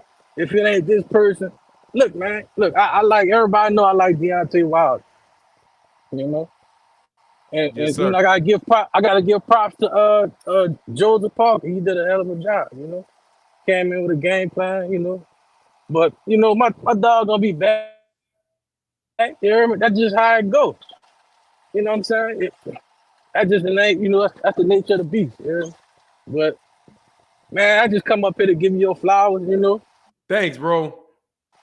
And that's it, man. Just talk All right, man. We'll be a safe little while you box and drive. talk with you while I'm on the road. Yes, sir. Hey, man, make That's sure you all. drive safe, though, brother. I'll get back with you. All right, man. I get back with All you, right, man. man. Get back. Yeah, expensive paper. That's my dude right there, man. Bomb Squad. John Doe said, I want to know who is going to step in and take Showtime's piece of the pie. Who is going to have it's going to be Amazon Prime, man. The PBC ain't going anywhere. PBC is not going anywhere. So it's going to be the PBC. Yeah, Mad Manny, hey, look, man, people put a lot of stuff on like I look, I'm just calling it like I see it, and everybody can have their opinion. I saw Floyd Mayweather Jr.'s entire career, man. That dude fought killers. He fought killers for years and years, man. Years and years and years. And he fought killers all the way to the end. Like, he fought killers all the way to the end. Like, Canelo Alvarez should not be discounted, man. It's him going to fight tough competition. Manny Pacquiao, tough competition. Juan Manuel Marquez was younger than him. Very, very tough competition from Juan Manuel Marquez. And I think he hadn't fought in like 2 years before he fought him. I mean, he did. He fought a lot of guys, man. Floyd's career was spectacular. Really, really, really spectacular. He earned every dime that he got. He got a lot of dimes, and he earned every single solitary bit of it. A guy that fought some of the best. I mean, I don't think there's a champion today that fought better competition than Floyd did in his career. Nobody that's fighting today has fought better competition in their career than Floyd fought in his. He earned it, man, and he wasn't given anything. Like I said, he didn't have the Olympic gold medal. He didn't have Bob Arum, roll out the red carpet for him. He didn't have it. He earned it, man. He had to go all the way up to 152 to fight Floyd Mayweather Jr. That's a big thing, man. That's a big thing. He really did it. And I think a lot of people are out there been dumping on his career. And that's why I'm saying that I think Terence Crawford needs to make sure he gets that Errol rematch. Because if people can dump on Floyd Mayweather Jr.'s career, and I'm not saying that you are. I know what he's doing, Mad Manny. I don't want it. I don't like it. And I don't think Floyd did that. Man, you can't. Who has Terence Crawford fought in the last several years that is a young fighter that is good? I can name multiple people that Floyd did it with. Multiple. I can name multiple. Undefeated world champions significantly younger than him that Floyd beat and that he fought. From Canelo Alvarez to Virgil or to Victor Ortiz to Juan Manuel Marquez was not undisputed, but undefeated. But Juan Manuel Marquez to Manny Pacquiao, I can name. There's nobody that you can point to that for Terence Crawford. Keep Cotto, but Cotto wasn't undefeated at the time. He beat, Diego Corrales was the same age as him. You just can't. You can't. I'm not counting anybody's McGregor. Like, Floyd gets a bad rap for the competition that he fought. And I think that was just a lot of hatred. The same thing Gervonta's getting. Gervonta gets a lot of hate for the people that he fought, but if you actually look at who he fought, there's no argument for saying that he isn't fighting anybody. I'm still perplexed at how everybody, Gervonta Davis, people keep saying it like it's true. Gervonta's never going to fight anybody dangerous. He's never going to do it. He's never fought it. It's BS. That man fought Jose Pedraza. That man fought Leo Santa Cruz. That man fought Isaac Cruz. He fought Ryan Garcia. He fought Mario. He fought Mario Barrios. Man, those dudes are good fighters. He fought Hector Garcia. Hector Garcia is a good fighter. But he's never going to fight anybody. But they praise people that haven't fought anybody. There's your link, Claymore. What's the question marks about? None of these fighters are Floyd. Look, man, I can crap on anybody's resume, man, the way that you guys crap on people's resumes. Not difficult at all. I can crap on anybody's resume the way way y'all talk about it. Like, Floyd, I watched Floyd Mayweather Jr.'s career. He fought different competition than Floyd. You can't compare the competition really because they fought better, because they fought different competition. They're different weight classes. Ali has fought as good a competition or better competition than any heavyweight in the history of the heavyweight division. Ali. Tons of all kind of Hall of Famers. Beat all kind of Hall of Famers.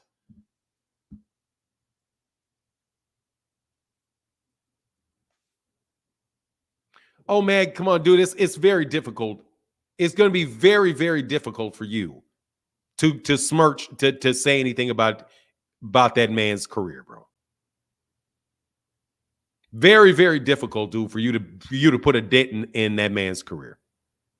Now, I'm just telling you, old man, it's not a good argument, bro.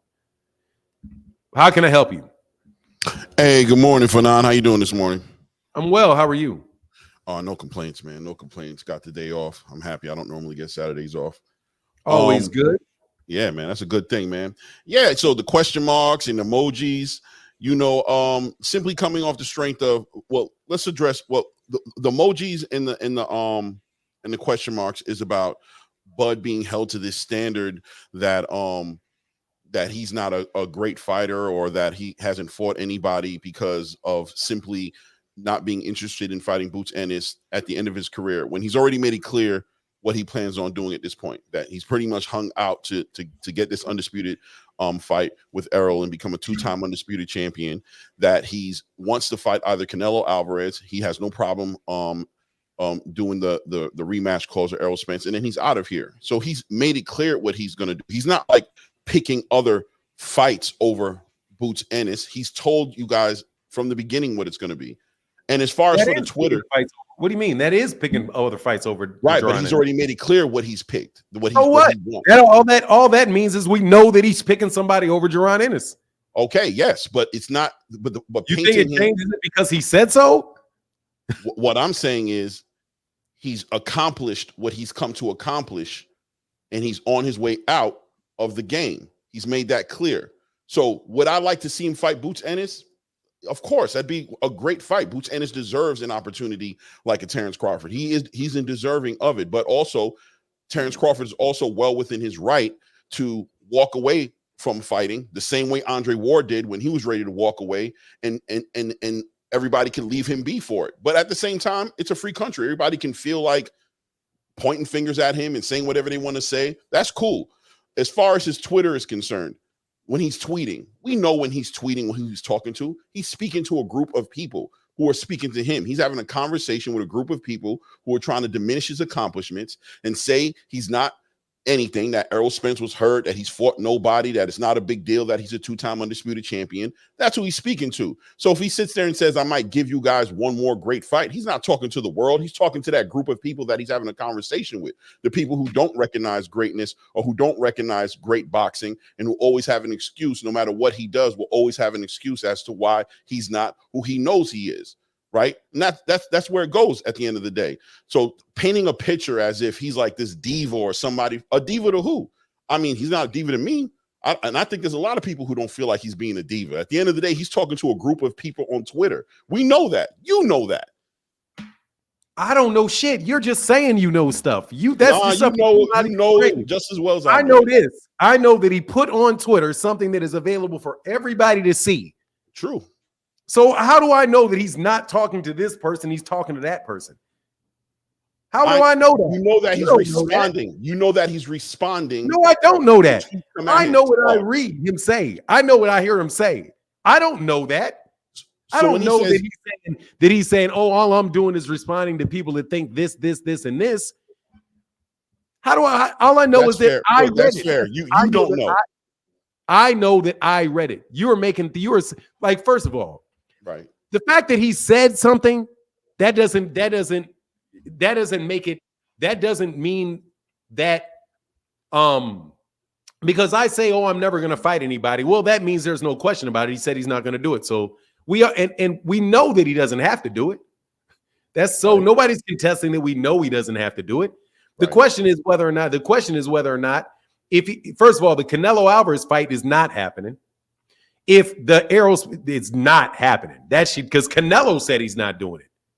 So that's not happening. Don't know whether the Errol Spence Jr. fight is not going to happen or is going to happen or not.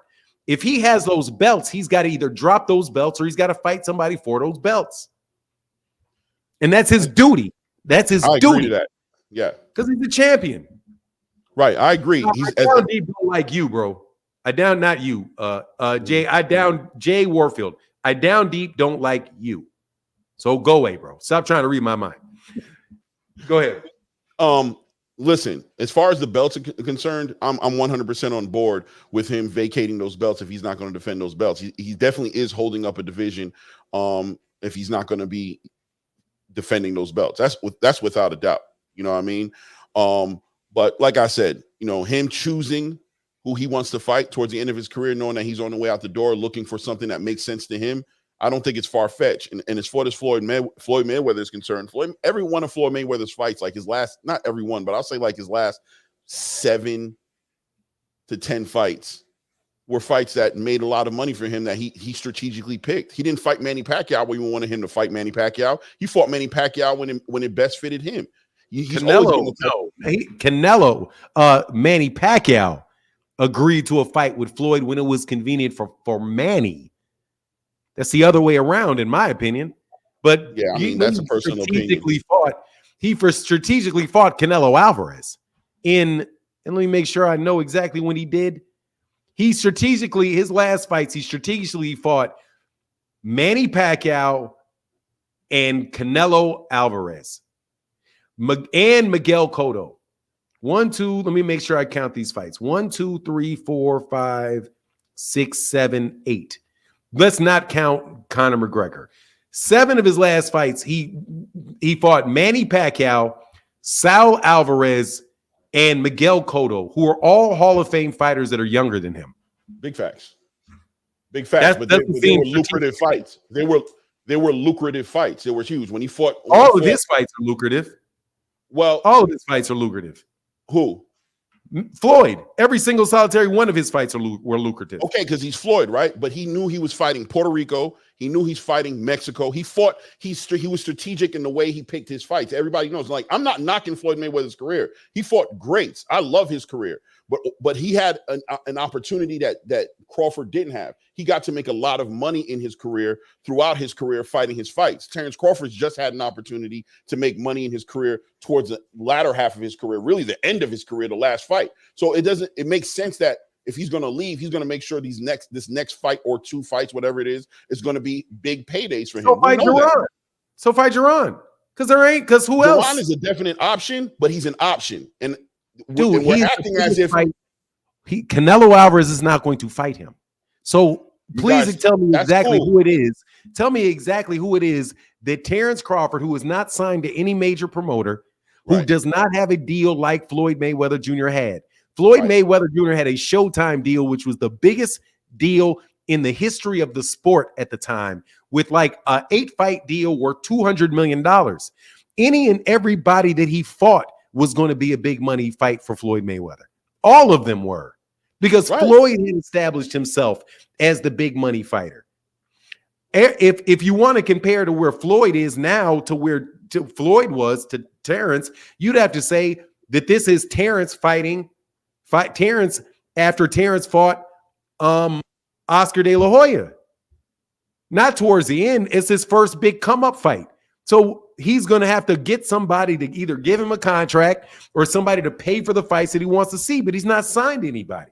I just think that's an apples and oranges comparison. I think that I definitely do think it's an apple and oranges. I think Floyd Mayweather's career and the opportunities that he had are just completely different from Terence Crawford. I think Terence Crawford, like you said, doesn't have as many options as Floyd had. So it didn't matter who Floyd played. But Floyd was just smarter than Terence Crawford was in that regard, because they started in the not even I guess they started in the exact same place. They were both signed, both signed to Bob Arum, both signed to Top Rank. And then he took a chance and fought somebody for a lot less money than the other person. He got Arturo Gatti. Right. He capitalized on Arturo Gatti. He then fought a series of fights, and then he got Oscar. Then he got Floyd Mayweather by taking whatever he needed to do. He didn't haggle. He didn't haggle with the man. He didn't do any of that. He took whatever he got, and then he wound up beating that man. Right. I'd say the biggest mistake that Terence Crawford ever made was hanging out at Top Rank as long as he did, without a doubt. That was a huge mistake on his behalf.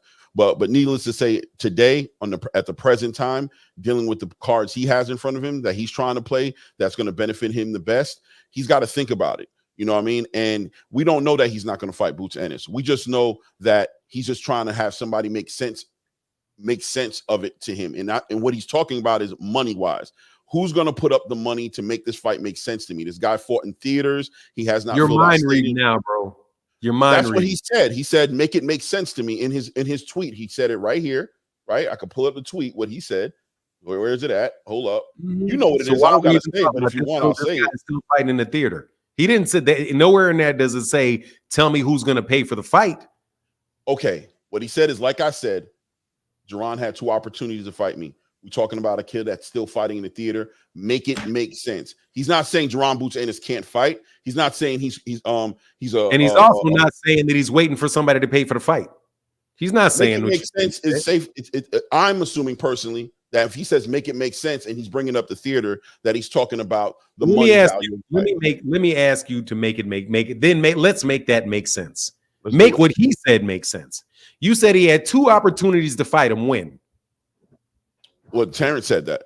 I didn't. Yeah, when? When were these 2 opportunities that Gervonta had? I'm gonna assume he's talking about that. I can't remember the name of that promotional company. You're gonna have to assume because it never happened. He's not had 2 opportunities to fight him. Listen, he knows. You got to ask him that. When is he talking about that? I know he didn't have 2 opportunities to fight him. He did not have. I don't know that. When could this? Well, let me ask you a question. Did Gervonta Boots Ennis have an opportunity to activate and challenge Terence Crawford for his WBO title? No. Why? Why didn't he? Because he was not the #1 rated guy in the WBO. It was Virgil Ortiz. Okay, so did Virgil Ortiz activate a challenge to Terence Crawford? We're not talking about whether or not Virgil had an opportunity. So Gervonta Boots couldn't ask. We're not talking about whether or not Virgil Ortiz had an opportunity to do it or not. Right. It was whether or not Gervonta did. And Gervonta was not ranked as the #1 guy in the WBO. It was Virgil Ortiz. Virgil Ortiz is the one. And no, he didn't have an opportunity because the mandatory was not due. Because the last mandatory, because Terence Crawford is the WBO because Terence Crawford is the WBO super champion. He only has a mandatory every 18 months. And he had a fight that they were negotiating with Errol Spence for the last 2 years. Right. So when was this magical time? When was this magical time that there was a network or somebody that was somebody was going to pay for Terence Crawford to fight Gervonta Ennis? The only time that I know of that, anybody even speaking of that, was in between the David Avenetian fight and the Errol Spence Jr. fight, which was a YouTube channel saying that we were going to set it up. Well, who was going to pay for it? Well, BOK Prime was. Well, did Terence Crawford's team ever talk to Gervonta Ennis's team? No, they never did, because BOK Prime doesn't represent Terence Crawford. And Terence Crawford was in an active negotiation with Errol Spence for a fight that did took place. So we supposed to believe that Terence Crawford was going to pass up on the Errol Spence fight to get a Gervonta Ennis fight? No, I wouldn't believe that. Ennis wasn't even, and Gervonta Ennis at the time isn't even ranked in the WBO. It's just a fairy tale, man. It's a fairy tale. There's a lot of fairy tales in boxing. It seems like Fanon. At the end of the day, until the trigger is pulled, we don't know what's going to happen. But we can also say the fairy tales. So let's set aside the fairy tales and talk about things that are not fairy tales. All right, so let's say this. Here's a fairy tale here's something that's not a fairy tale. Terence Crawford has gone on record saying that there was an opportunity for him and Jerron Boots to fight, and that Jerron Boots didn't jump into the right. When? And Gervonta Ennis. If I tell you, you're going to say I'm assuming, because I don't know for a fact. I'm going to tell you, Flack. Now, you do not know. There is no way that Gervonta Ennis was being seriously considered by Terence Crawford. And in fact, let's be real, because his own statement contradicts himself. If you had multiple opportunities to fight him before, then why does it matter? That he was in a theater his last fight? Which one is it? Does he have an opportunity to fight him and you were willing to fight a guy before that was fighting in a theater, but now you're not willing to fight him because he fought in a theater? He's a bigger name now than when you said you tried to fight him before. That's inconsistent. And people are seriously trying to convince people to believe for a second that it was Gervonta Ennis was somebody he was trying to fight instead of Errol Spence. Nobody said he's trying to fight Gervonta Ennis instead of Errol. The last 3 fights that man had was Errol Spence Jr., David Avenetian, and Sean Porter. He had a mandatory, he had a fight, he had a tune-up, and he had a unification. When exactly was it that Gervonta Ennis was going to be in that picture? Come on, man. There's a window of opportunity in between the time when because clearly the mandatory Terence found an opportunity to fight Avenetian, right? Was an opportunity. He was in a negotiation with Errol Spence at the time that he decided to fight David Avenetian. But listen, right? At the end of the day, Gervonta was made aware of an opportunity to fight. Bozy admitted that. He said there was an opportunity put on the table, but there was a way to. Yes, he did. He said the way to get it done was to talk to Steven Espinoza. And they did. And they said talk to Steven Espinoza. Steven Espinoza said that they talked to BOK Prime, and that he said he talked to BOK Prime. They talked about what needed to happen, and BOK Prime never called him back. And BOK Prime then went out of business. There is no BOK Prime. BOK Prime has not had a fight since that day. Right. I don't even know who. I couldn't even remember their name earlier. So BOK Prime. What I am saying is he fought Avenetian. You're trying to do the BOK Prime. There was a fight that happened. Can we not do the fairy tales? I'm saying he fought Avenetian. Is that a fairy tale? Yes, it is. He didn't fight Avenetian. The fact that Gervonta Ennis had a realistic fight opportunity with Terence Crawford is a fairy tale. I don't know. You don't believe it. I don't know it. I don't believe it. Who was he going to fight? Which fight was it that he was in a not fight for Gervonta? What fight was he not going to fight for Gervonta? Yeah, which one? Was it going to be Sean Porter, Errol Spence, or David Avenetian? I mean, he's saying that there was an opportunity for him to fight at the same time he fought David Avenetian. He's no, there wasn't. That was afterwards. The David Avanesyan fight happened, and then it was around February or March after the David Avanesyan fight that Terence Crawford and all that stuff happened with that BLK Prime conversation. That was after he beat David Avanesyan. After. Oh, I wasn't. So he was supposed to fight Jaron Ennis instead of Errol Spence. That's the opportunity. Come on, man. Listen, at the end of the day, right? Maybe the facts lay down the way you say they lay down. I'm not going to argue it too deep. All I'm going to say is at the end of the day, at this point today, presently speaking. Hold on. Let's take YouTube channel gossip out of it. Let's take the YouTube channel gossip out of it. Mm-hmm. Terence Crawford fought a mandatory fight against Sean Porter. That was no opportunity for him to fight Jaron Ennis. Jaron Ennis, then he fought David Avanesyan, and Jaron Ennis at the time wasn't even in the WBO rankings at all. Mm-hmm. He was in the IBF rankings, alone.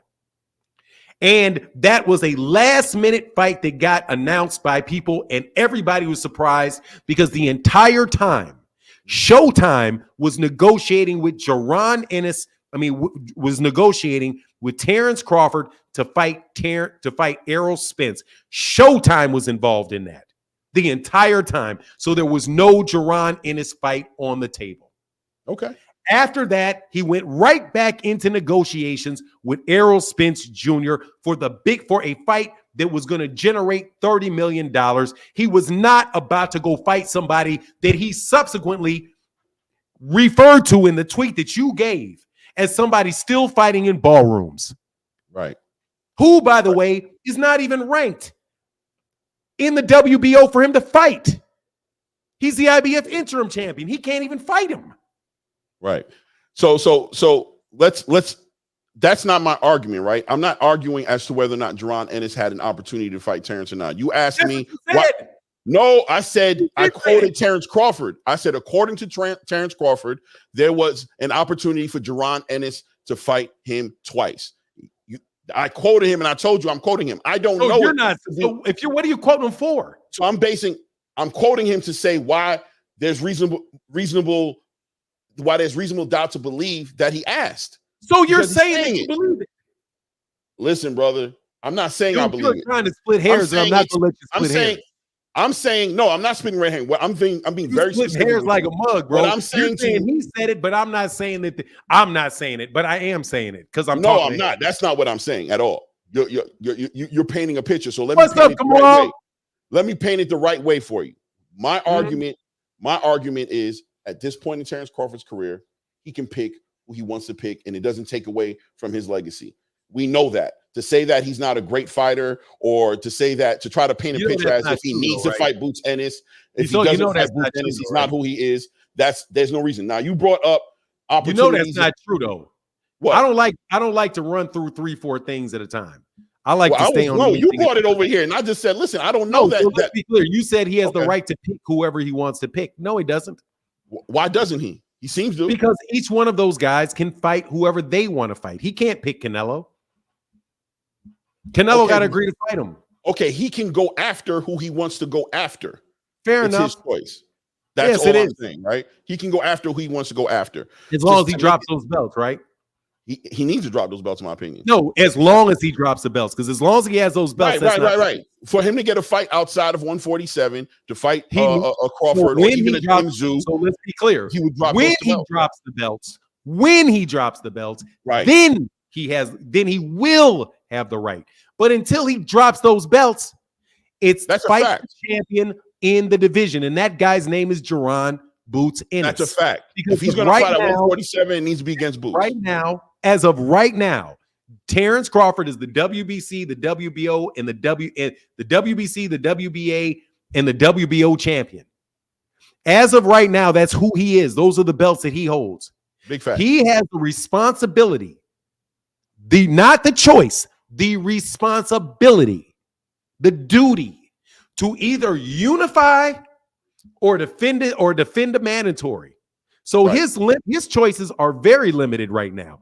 It's Jaron Ennis, it's Mario Barrios, or it is Emmanuel Stanionis. Right.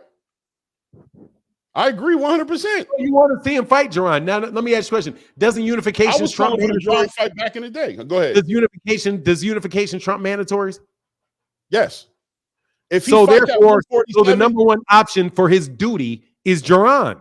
So let me ask you a question. Did I say if he fights at 147, he has to fight Gervonta Boots Ennis? I don't recall.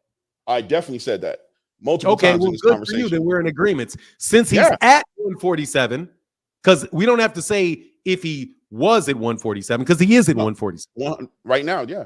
Yes. So right now, his duty is, if he doesn't fight that rematch, his duty is to fight Jaron Ennis right this second, right? If he fights at 147, let's be clear. Gervonta Boots He Ennis. is we're talking about what it is right now as If we he know, fights because at we don't want to be in 147. fairy tales. We don't want to try to be predicting the future. I don't want to predict the future here. What I said coincides with what you said. I ain't gonna say. No, well, let me be very clear. I don't want to predict the future because we don't know the future. Let's talk about what is this very second. Right. Terence Crawford is the WBA, the WBC, and the WBO champion. Therefore, his responsibility, his duty as a champion is to either unify his titles or defend it against a mandatory challenger. But in order of preference, it's unification first. Right. Gervonta Boots Ennis is his number one priority at 147. The number one duty that he has right now is to fight Jaron Ennis. If he does not have to fight Errol Spence, his number one duty is to fight Jaron Ennis. Isn't that true? At 147 is true. No, at this second. Because he isn't 147. What are you saying? He isn't 147. No, if he doesn't fight at 147, he doesn't have to fight Gervonta Boots Ennis. He is not. He is right now the champion at 147. He is at 147. So therefore, right now he has that duty. Right now, I'm talking about. Are there multiple divisions? Are there multiple weight classes in boxing? Are there multiple weight classes? Don't try to skate. I already answered the question, but let me ask you a question. No, you didn't. Are there multiple weight divisions? All right, so let me ask you a question. Wait. Hold on. No, I'm not going to let you because I'm going to finish this. You didn't. You said if. You keep putting the word if in the front of there. If there's no if. There is no if. What am I saying if though? If what? You does not matter because everything after the if is bullshit because we're dealing with if. Get rid of if because there is no if. He is. There's no if. It's not like if I'm talking to you right now. I am talking to you. Not if. I am. So he is the champion at 147 right this second. That's where he is. Facts. So therefore, right this second, his number one duty, if he doesn't fight Errol Spence Jr. in a rematch, is to fight Jaron Ennis. That is his number one duty as a champion right this second. Yeah, as a champion, yes. So therefore, right now, so he needs to fight that man or get out or drop the belts. Or leave the division. Right now, he needs to fight that man. Or leave the division. Right now, he needs to fight that man. Right this second, his duty right now is to fight that man because he is the IBF champion and Terence Crawford holds the other three belts. Here's my confusion for you, right? Here's my confusion of what you're saying. Let you ask the question. No, I'm not asking the question. Here's my confusion. I'm going to tell you what my confusion is. I'm not going to ask you a question. Go ahead and try to. Well, there is because as you're painting this picture, that's not a picture. That's a fact. As you're spitting these facts, right? You're basically saying that he has no other options outside of Gervonta Boots Ennis. I didn't say that. That's what it sounds like to me. That's what it sounds like to me. Because if his next fight, because if his next fight is Tim Tszyu, clearly hindsight will show that he didn't have to fight Gervonta Boots Ennis. No. So the only way he has to fight Gervonta Boots Ennis next is if he fights at 147. You're trying to. That is not what I'm saying, and it doesn't sound anything like that. So what? It doesn't sound anything like that. So say it again, please. Nothing. I'm telling you, I'm living in right this second. Okay. Terence Crawford has the right to retire. Terence Crawford has the right to move to heavyweight and fight Deontay Wilder. Right. As a person, but I'm saying, what is his duty right now? As we speak, this second at 11:07 Central Standard Time on January 13th, 2024, right this second, considering he is the WBC, WBA, and WBO world champion. That's what he is right now. Right. As of this second, if he does not fight Errol Spence in that rematch, his number one duty right now is to fight Jaron Boots Ennis. Right. So as a 147-pound unified champion, his business at 147 pounds, priority right now outside of Errol Spence is Jaron Boots Ennis. I said that 10 times already. So what am I? So we want to see the fight. As of this second, I want to see the fight. So right now, you want to see the fight. I want to see the fight. I didn't say the fight shouldn't happen. I'm not saying Jaron Boots Ennis hasn't earned a right to fight Terence Crawford. I'm saying painting the picture. I'm not painting that tweet. Yeah, you painted a picture through the tweet, to reading the tweet, being like, "Oh, you're being a diva." You brought that tweet up. Dude, the emojis that I put up was your response to the tweet that I know you was making. He might give you guys one more fight, and you said that's what the emoji faces was about. No. Excuse me, sir. My conversation was when I said might give me. He's not giving me anything. He ain't giving me nothing. Okay, what's fine. He giving okay. me? Maybe so if that's what your thing is, you are referencing that tweet. If that's what your thing is, then my question is, what is he giving me? He ain't giving me nothing. Who is giving you anything in boxing? Nobody. I'm paying for all the shit. Then. Okay. So why is he saying I'm giving it then? He's talking to a group of people. You know it. Maybe you're part of that group. Talking to me because I'm reading the tweet. He's talking to you. It's on Twitter. So he's saying it to you. He's saying it on Twitter, and I'm people on don't Twitter. Have conversations on Twitter every day. Dude, will you stop playing games, bro? That man, you know who he's talking to. He's not talking to. Yeah, you're playing games. Yeah, you are, and you're smiling real guilty like. Please don't play. Don't play games. You know I like to smile. Stop it. You know I smile. I'm a smiling man, bro. Mm-hmm. I have a good life. I live a great life, man. Come on. My interpretation of the tweet and my criticism of my reaction to the tweet that came across my feed on Twitter was that he said, maybe I'll give you one more. And my reaction to that is, you're not giving me anything. So since he said he gave me something, please tell me what he's giving me. It's not a responsive answer. If you tell me, well, what is anybody giving anybody? Because my answer to that is no, they're not giving me anything. I have to pay for all his fights. Right. I paid for all of them. Right. So we know he's not talking about giving you nothing for free or giving you. He's speaking. We know the language. We know that he's talking about fighting. We know. I know. Sorry. Forget about we. You don't know that. I definitely know that. Use the word give. I do know that. I do know that for myself. Only I know what I know, right? I know that when Terence Crawford's having these conversations, these statements that he's putting out there, that he's speaking to a group of people who are diminishing his accomplishments. I know that. That's who he's talking to. When he says you don't recognize, when you say he doesn't recognize, what accomplishment has been diminished? When you're trying to take away from the fights he's had, or take away from his win over Errol Spence. How? By saying that if he doesn't fight Boots Ennis, he's not who he says he is. That's what he was talking about in that tweet that he said, maybe I'll give you one more fight because you don't appreciate. We're all assuming, so tell me what you assume he was talking about. Are you sure he's not talking about the people that didn't vote him #1 pound for pound fighter, or the people that said he's not fighter of the year, or people that said, or so which one is it? You said you know. So which one is it? You named three things, maybe. I said is it maybe, or do you know? I'm saying he's talking to a group of people. He's not talking to everybody. About he's talking to the people he's talking to. Obviously, he's talking to the people he's talking to. Then, so what are you arguing with me about? Did he at these people? No, you don't know who those people. Look, man, dude, it's a fair interpretation that when you say maybe I will give you all one more, that's the subject matter of it.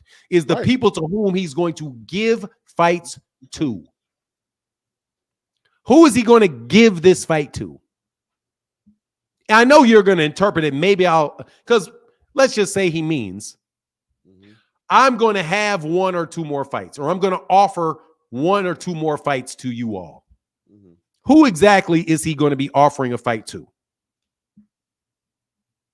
To the boxing space, I guess, right? Is it going to be specific people that he's arguing with, or is he going to make it available to everybody? He's going to make it available to everybody. So therefore, if you flip it, he's talking about everybody, not just one person, everybody. Okay, Fanon. Okay. So therefore, now we know that he said that to everybody. I don't feel that way. You do feel that way. You just said you felt that way. No, I said I'm seeing where you're coming from, right? But all I'm saying is, but you know he's talking about everybody because he would be offering the fight to everybody. Right. He's not offering that fight everybody to a gets an opportunity to see the fight, right? But so therefore he's saying he's going to give everybody. So therefore he's talking to people. He's giving everybody. To the people who want to see him fight, who they want to see him fight, he may bless them with a fight one more but he's on his way out. Please don't put words in his mouth because that's even. Did he say bless? Because if he said bless, did he say bless?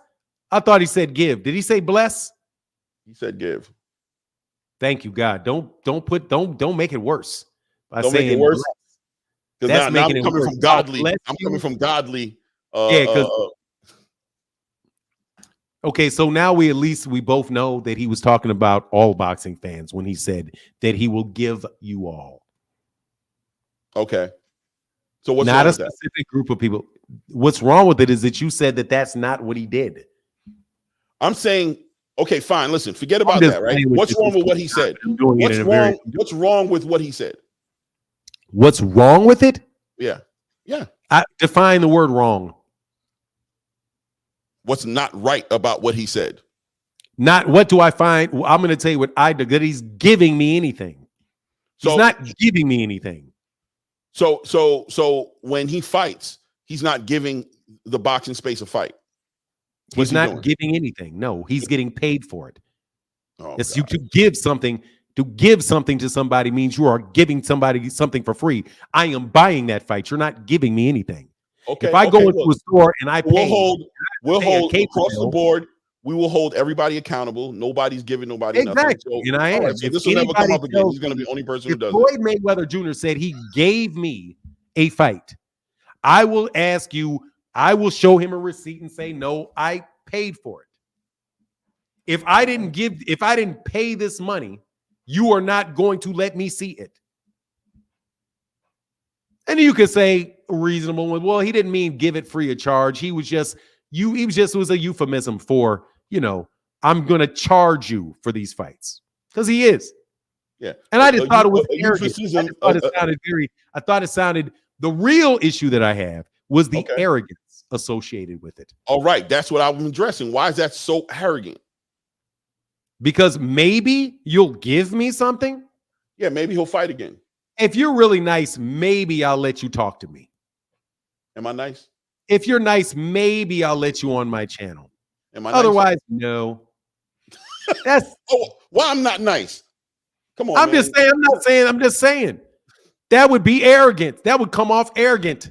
Maybe. I don't know. Do you want to talk to me? I don't know. Maybe if I make my mind up.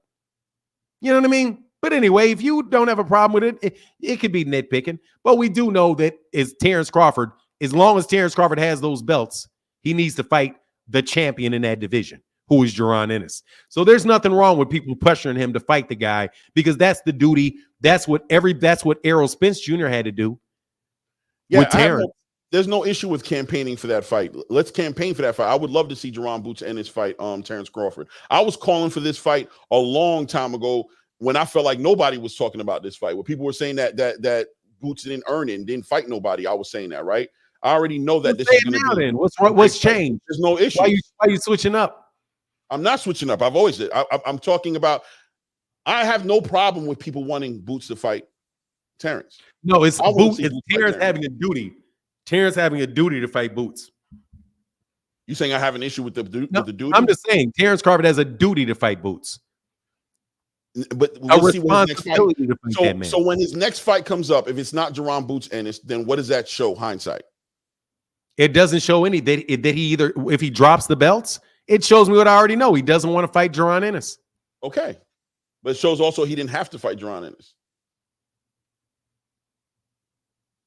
Has anybody made the argument that he has to do anything? That's what you're saying. That okay, no, I'm not. I have he doesn't have. It shows that. No, I'm being very clear. Okay, you don't have to do anything in this life but stay black, pay taxes, and die. Word. Okay, that is a very loose term. Have to. Nobody has to do anything. Mm-hmm. The question is whether or not you have a responsibility to do it. Right. Not have to. I don't have to feed my son. I don't have to. I could neglect my son. I could be like, no, I'm not buying any food. I'm not putting any food in there. I have a duty to do it, though. Why? Because he's a minor and he's my son. That's my duty. You would think something was wrong with me if I didn't. Right. That's a good argument. But are you saying my argument is my argument that his responsibility at 147 is to fight Gervonta Boots Ennis? Why is that wrong if I say that? His responsibility, there's nothing wrong. It's just it just seems to me when you say if. My problem was not if he's at 147, because he is at 147. If he's at 147, I said if he fights at 147, his responsibility is to fight Gervonta Boots Ennis. If he fights at 147, is still making a conjecture about whether or not he will or he won't. I'm not or brings into question whether he will or he won't. I'm not interested. I will find out what he does when he does it. I know right now that he holds those belts. As a matter of fact, he is at 147. He is the right, because it's not whether or not he's at 147. He's not fight this week. He's still it's whether or not he is the champion or not. Right. If you say if he is a world champion at 147, then I would say there's no need for an if-then statement, because he is. So he does. So here are the words of my statement. Tell me if they're wrong. If Terence Crawford fights at 147, he has a responsibility to fight Gervonta Boots Ennis next. No, that's not right.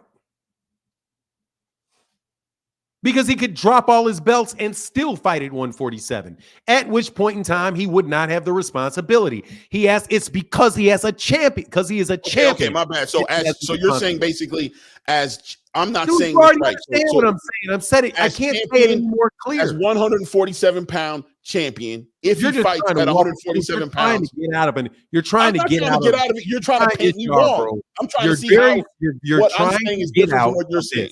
You're trying to get out of this. Terence Crawford is the champion at 147 right now.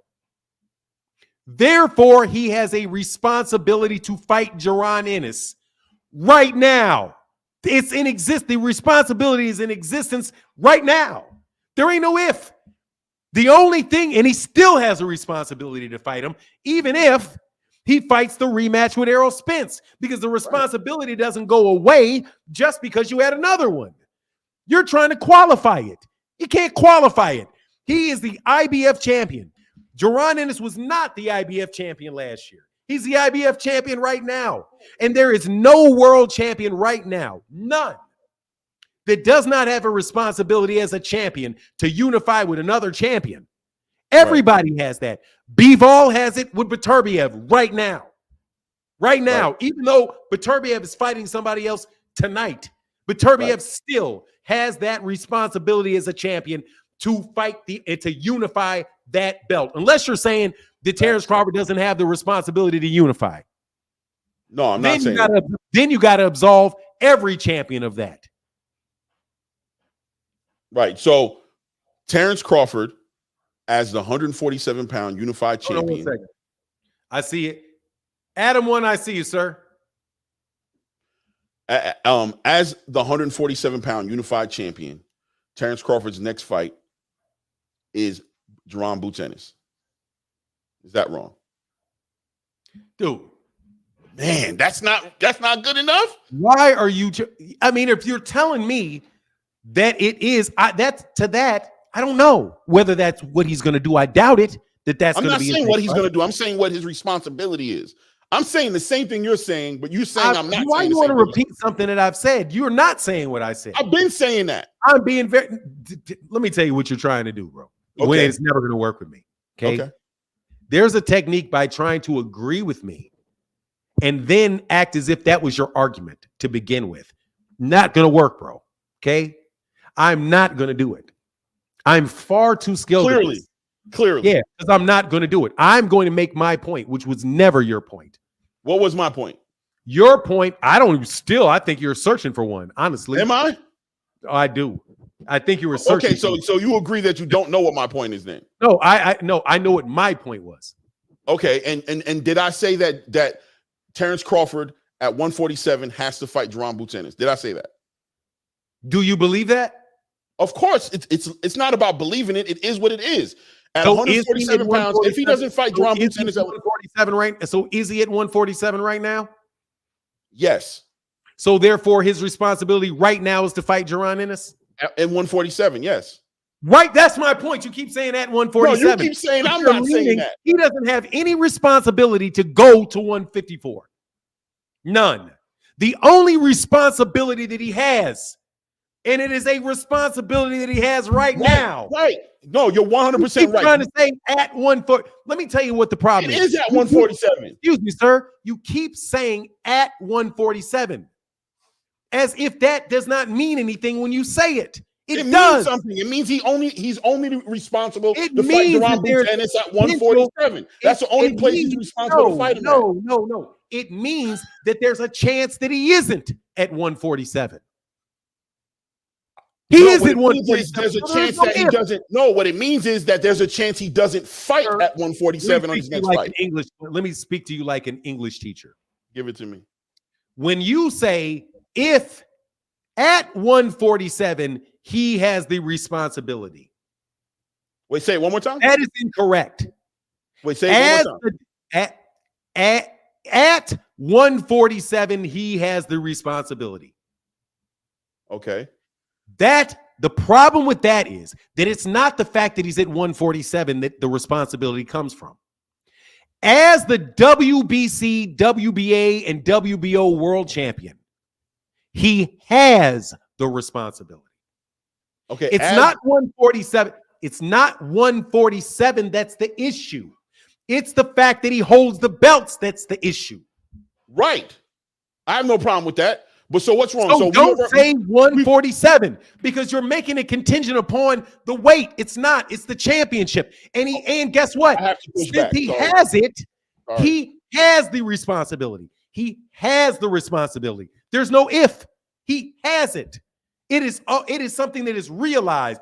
It is a fact that he has the responsibility to fight Gervonta Ennis as of this moment. Okay. That's the problem with the sentence structure. We've established already that Terence Crawford is the champion, the unified champion at 147, right? We've established that. Am I right or wrong? We got to go one step at a time. Am I right or wrong? Yes. Okay. We've established that. So that being said, nobody's discounting that he's the champion. Now, the next step is if he fights at the division that he's a champion in. If he fights at the division there's no next step. There is no next step. Of course there is. There's no next step.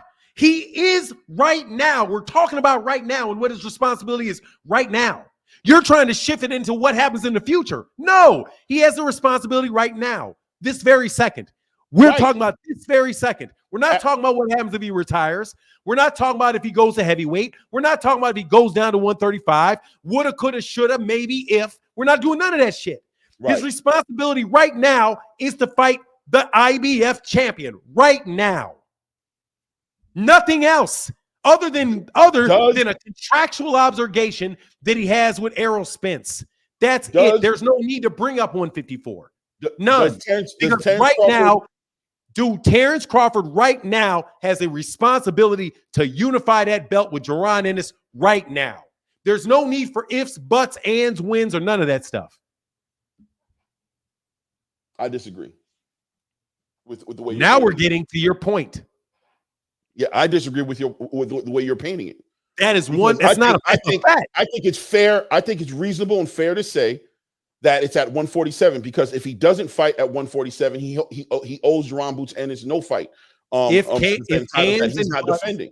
If ands and buts were candy and nuts, oh, what a party we had.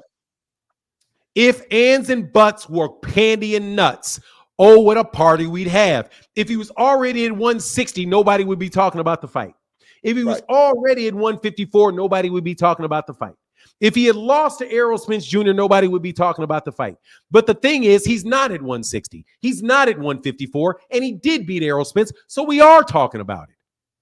Because if ands and buts were candy and nuts, oh, what a party we'd have. Wham. Now I'm a baby? Now I'm a baby? Wham. Wham. You reaching mighty hard, bro, to whams? You down to wham now? Listen, brother. Is it evolved to that Claymore Reign? I say wham because I think the way I said it is perfectly fine. I think you just don't like it because it gives him a way out of fighting Gervonta. So I don't like it because you are reading tea leaves on me. Okay. Has he made it clear that he wants to move up in weight and fight Canelo Alvarez? Excuse me? Has he made it clear that his next fight that he wants is not at 147 outside of Errol Spence? Yes. Okay. So I'm acknowledging that and saying that if he reneges on what he's saying and he comes back to fight at 147 and goes against what he's been telling us, then yes, he better fight Jaron Boots Ennis. I'll be the first one to say that's who he needs to be fighting is Jaron Boots Ennis. Okay. And his responsibility at 147 is Jaron Boots Ennis. But if he moves on and vacates those belts and leaves that weight class, he doesn't have to. So what's the question? I don't want to talk about any of that. What does he plan on doing? I don't want to talk about any of that shit. You're just moving. You're just trying to move out of the conversation. Moonwalk back to the conversation, which is this. Terence Crawford has a responsibility right now to fight Jaron Ennis. Right now. I didn't agree with that. Do you agree with it? At 147, yes. There you go. At 147, you're acting like he's not the champion. That's right where now. the responsibility lies. No, we're not. You're just trying to, dog. All you were trying to do is trying to caress this to sound like all you're trying to do is not say 147, and you know 147 is a factor. I am telling you right now, the issue is not 147. The issue is that he is a champion at 147. It's a champion. If he was a champion at 154, would he have a responsibility to fight Jaron Boots Ennis? Then he wouldn't be a 147-pound champion. At least you said 147. I don't want to, like I said again. At least you said 147. Every time you bring up if, ands, and buts, candy and nuts, I'm going to tell you that the man is a champion at 147. At 140. That's what I said. You said 147. He's a factor. If I would have played the right lottery numbers last night, I'd be worth $100 million. You said 147 at least. Bro. Dog, what's wrong with 147? We can't deal with if, ands, and buts. If I had just shot somebody in the middle of the street in front of some police officers, I'd be in jail. If I didn't pay my taxes, somebody would come back and get my car. We're not talking about ifs. Ifs, ands, and buts. Your whole argument is if, ands, and buts. No, it's not. Drop the ifs. Do me a favor. Make some arguments without if or but in it. Then we can start having conversations because you are living in look. If you know what if and ands and buts are? If, ands, and buts are a fiction story.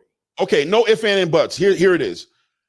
Terence Crawford's responsibility at 147 pounds is to defend his unified champions, and Jaron Boots Ennis is the person he's supposed to defend it against.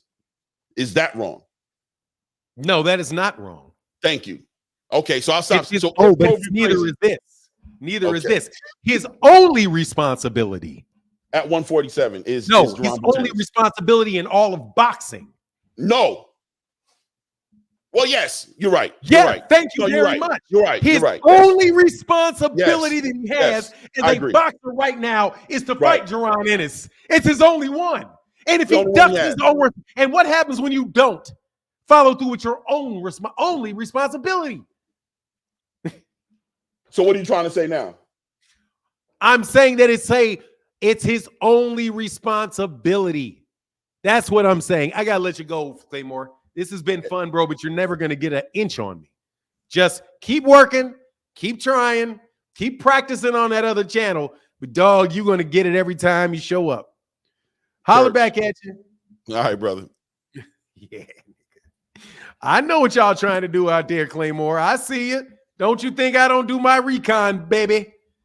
Hey, what's going on, Adam Warren? How can I help you, bro? Hey, what's going on, brother? How you doing today, man? Man, I'm chilling, having fun with Claymore Rain. Hey, hello to the chat family. I just wanted to make some points, man. A lot of people have their opinions and assumptions and mind reading and all that, and that's cool because we all do to some degree. But honestly, I'm not even no Terence Crawford hater, nothing like that. But I think it's really unfair to put this man in the same sentence with Floyd Mayweather because he has done nothing in terms of pay-per-views to even be in the same sentence with Floyd Mayweather. And if I may, the top 10 grossing pay-per-view fights of all time, out of the top 10, Floyd has 5. And he has the top 1, 2, 3, and 4. So I mean, and there's no slight on Terence Crawford. He's a great fighter, but the put him in that category with Floyd, I don't see it. You know, I can and appreciate it. you know, and I like to talk in facts. You know what I'm saying? I ain't telling you my opinion or what I think. I'm talking about facts. And what I do believe is Terence Crawford and Devin Haney gonna mess around and blackball themselves with the way that they moving. I do believe that. And that's just off the strength of how they moving. Who's blackballing themselves, you said? I'm sorry. Terence Crawford and Devin Haney, because of the way that they moving. Like Terence Crawford, I can understand him being frustrated with the sport and not feeling like he got his just due, but that was all because of his own doing. He chose to be over there with Top Rank and doing all that stuff. Then he went back to Top Rank. Al Heyman gave that man the biggest payday of his life. And he basically turned around and showed out on Al Heyman. Now, PBC is the biggest boxing platform on earth. They just signed a deal with the biggest company on earth. You gotta imagine at some point in time, you got to go back to these people. That's just mathematics. So you got to be careful how you move and how you handle people. That's all I'm saying. I agree. Yes, sir. That's all, but I just wanted to, in my opinion, I just wanted to put down some facts and not just say a whole bunch of stuff about my reading and what I thought and all this other kind of stuff. I just wanted to give you some numbers. And if anybody You don't want no if, you don't want no if ands, you don't want no if ands or buts, huh? Hey man, I'm gonna tell you, man, Claymore. Hey man, shout out to Claymore, man. Ain't no harm, man, but man, Claymore sound like a dude in a tornado, man. He just running around all over the place, man. You know what I mean? Hey, it's fun to me though. It's fun. Hey, I appreciate you, Adam One. Thank you, sir. Hey, no problem, man. Appreciate you for having me, man. Thank you.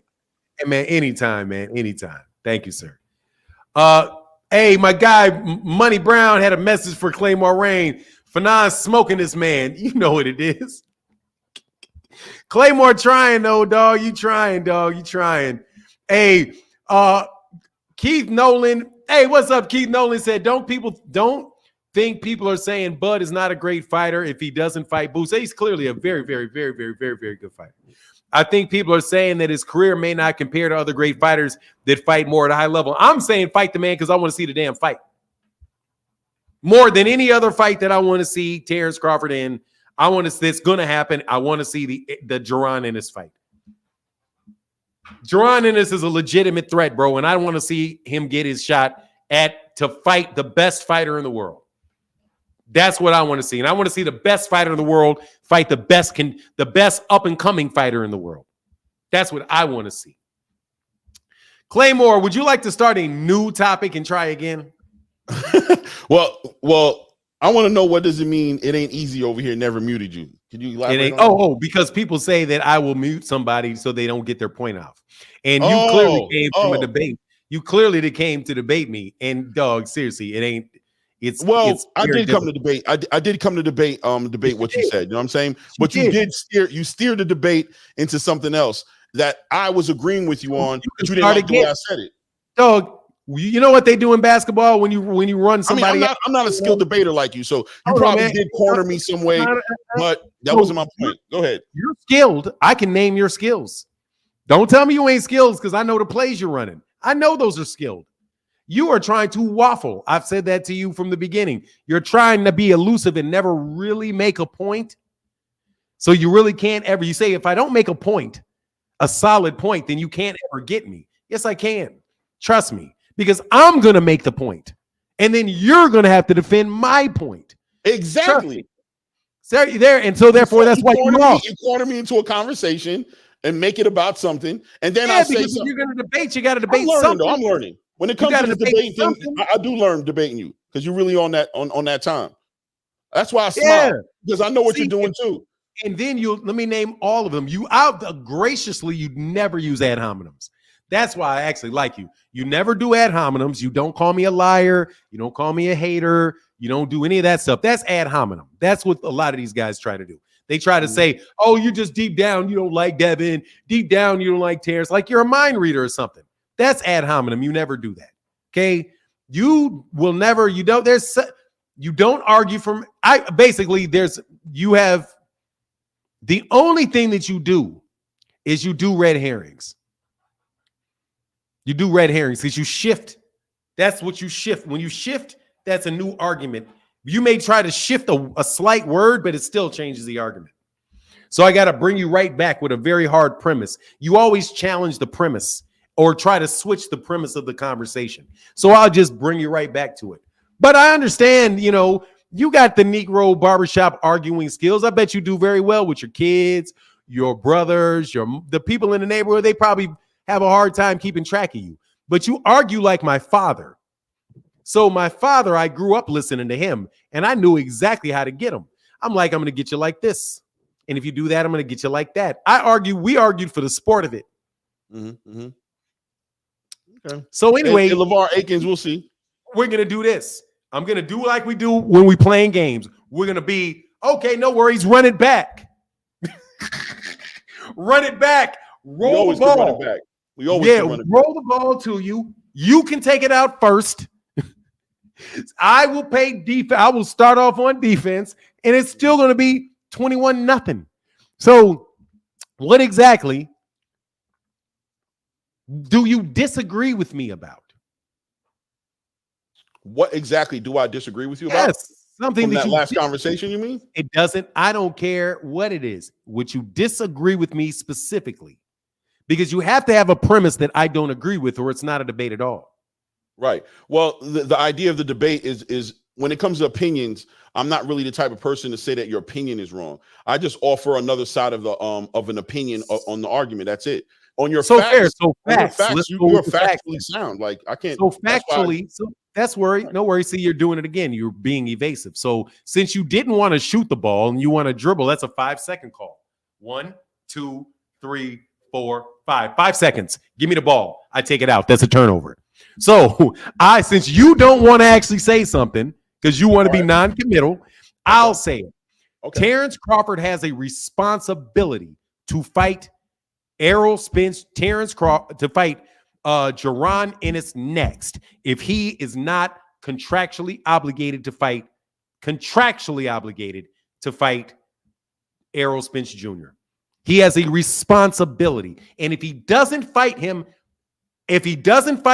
next, he ducked his opportunity, his requirement. Or no, I'm sorry, let me make sure I get it. He ducked his obligation.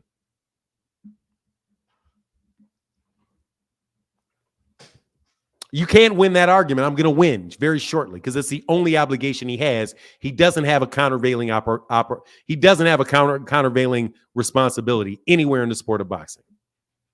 You can say that I will forgive him for doing that, or I will justify him doing that by fighting somebody else. But he still would have abdicated his responsibility. The responsibility comes from the fact that he is a world champion. at 147 pounds and holds those belts right now and has a responsibility to fight against that other champion. Unless he has some countervailing responsibility, which would be to fight Errol Spence Jr. But there's no other responsibility or obligation that he has. Right. Yeah. I rock with that. That's it. Thank you. That's easy. All right, bro. I'll get back with you. Salute, man. 21-0. Here comes somebody who wants to muddy the water. How you, Fanon? I'm doing very, very well. Let me read these real quick. LeVar Akins, Fanon, let's just say Terrence Crawford is scared of Boots and Haney is scared of Shakur Stevenson. Facts. I don't know if they're scared. I just think, they've got reasons for what they're doing, but their reasons are not my problem. They have reasons for doing what they do, but their reasons are not my problem. And D. Murray, what's up, D. Murray? He said, so Bud was going to squeeze Boots in as a tune-up before the Spence fight. Okay, yeah, that's what they try to sell you, bro. And why in the building said Canelo signed with the PBC, right? I don't know if the PBC will jump Crawford in front of Benavidez or Jamal. They did with Jermell, but ultimately, isn't it the PBC's decision? Ultimately, why it's Canelo's decision. And Canelo said he don't care about fighting Terrence Crawford. Thank you so much for your support. What's up, freaking flyer? What's happening? Yeah, I've been watching the Claymore debate from the beginning. I'm a Boots fan, Fanon, so I ain't got no bias against Boots and nothing like that. But it was just two things. I think one thing, I think you had the time frame wrong when Boots was supposedly offered. Well, when he was offered a fight with Bud. It was before the David Avenesian fight. It wasn't after. No. Because the Boots fight didn't happen. That's why the David Avenesian fight came to fruition. That's why that happened, because Boots it didn't happen with Boots. Dead center, no. Well, that's when Blue explained it and cleared the air on it. That's what he said in the live. I was there. I don't care what anybody said. But he's the one who reached out, though. I don't. He's actually the one who made the phone call. So I don't care what anybody said about that. But that's like coming from the horse's mouth, though. For now, it's not the horse's mouth. I can tell you that it's not the horse's mouth, because the horse was not on that line with Showtime and DAZN when they spoke. Yeah, and he said he made the calls to connect them. I don't want to bring up YouTube channels, bro. I can go back to the date of when the videos were done. Even Bud said that too, though. I specifically remembered. It was when they started trying to make 7 months ago Errol Spence fight Thurman, right? It was when they was trying to make Errol Spence fight Thurman, and so Terence Crawford was saying that he need to get back in the ring, and he was asking them to get him a fight. BLK Prime to get him a fight. Like I said, I don't want to do that, brother, because I know that the conversation that took place between Steven Espinoza and BLK Prime. Yeah, that was ultimately after. Bosey instructed him to go through Steven Espinoza because he wasn't comfortable with it. That's what the fucking I'm talking about. Yeah, but what I'm saying is the time frame was before the David Avenesian fight. It was at that time. There was no public conversations about Jaron Ennis having been offered a fight with Terrence Crawford before that, because the horse called me a liar. It wasn't public. Stop. Fuck. I don't want to don't spread misinformation. Why are you getting all mad and loud and crazy and stuff? I'm just because you're spreading misinformation once again. How is this misinformation? This is what the man said.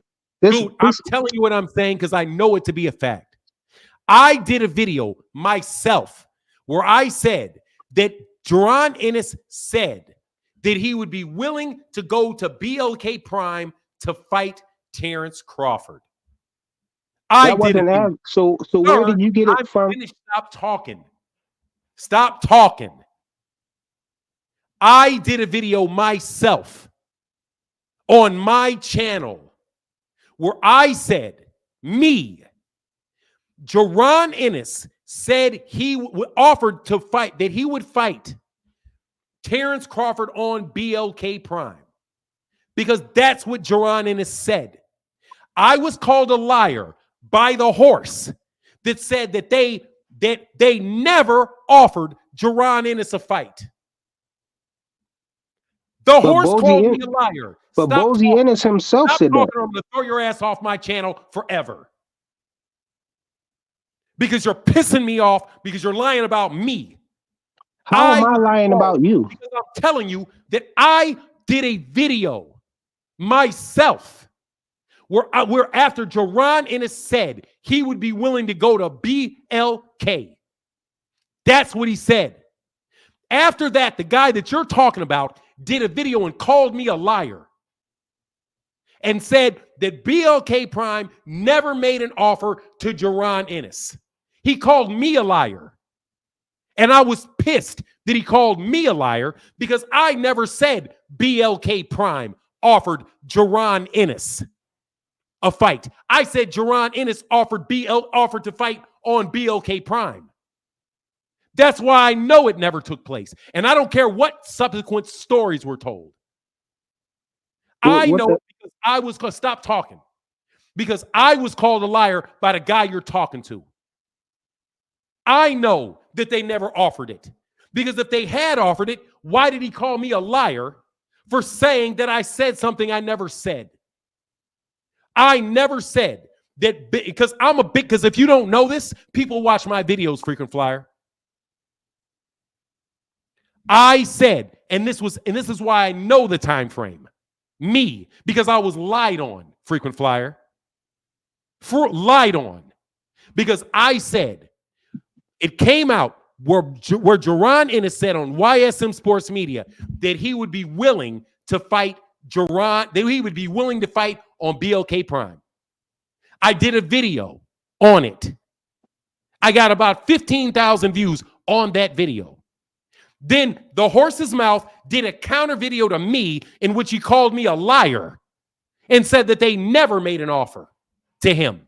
But the problem was, I never said that BLK Prime did make the offer. I said that Jaron made the offer.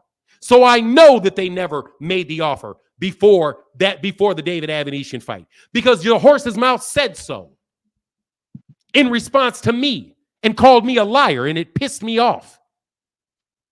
So that's how I know. That's how I know the time frame. And I don't care what subsequent lies were told by anybody after that. I don't care if somebody went back and said something different later. But I was called a liar, frequent flyer, me, personally. I heard it. But that's between you and him, though. Stop talking. Where does Fanon get that Jaron Ennis, that BLK Prime offered Jaron Ennis a contract? And the horse's mouth said, Fanon made that up. Fanon is lying. That's what he said on air. So he said that they never made an offer. BLK Prime never made an offer to Jaron Ennis. He said it when he called me a liar. Well, I don't know why he said that. I wasn't there for all of that. Stop talking to me about it. Stop talking to me about it. I know what happened. I know what happened. Because I was the first person to be called a liar for saying that Jaron Ennis offered to fight on BLK Prime. And I was called a liar. And that was after the David Avenetian fight, because I had never heard of BLK Prime until the David Avenetian fight was announced. That's why I know that that's not true. Me. So please, is there anything else you want to talk about other than that? You can just say you didn't want to talk about it, but that don't make you freaking flyer, because I'm not going to play that fucking game.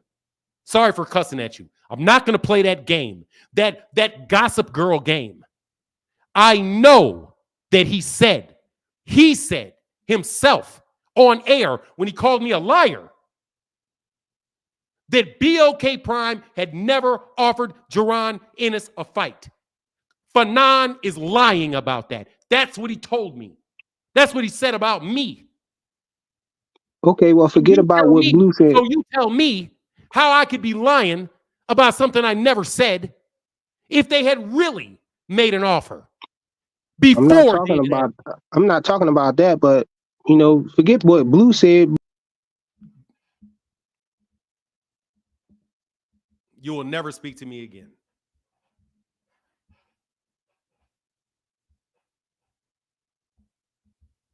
Yeah, I'm triggered. They call me a liar over that shit. Don't be fucking telling me. Don't tell me. I got a bunch of people sending me notes talking about I'm a clickbaiter and I'm a liar. Because I did a video that said Jaron Ennis offered to fight Terence Crawford on BLK Prime. Then I was called a liar.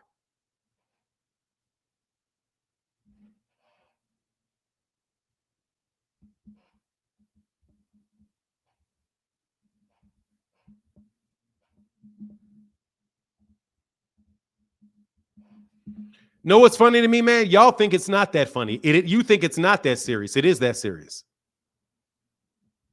What do you mean it's not that serious? It is that serious.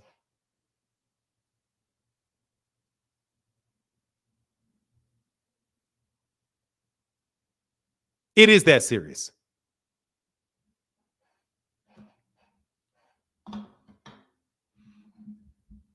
Little conversations that take place between people that do not represent other people. I don't want to hear this nonsense, man.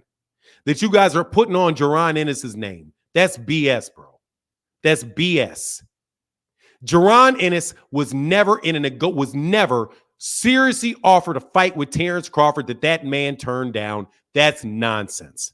And I really wish you guys would stop that, bro. You see, let me tell you something, Black Leak, bro. Let me tell you something, Black Leak. You confuse me with somebody that cares what you think.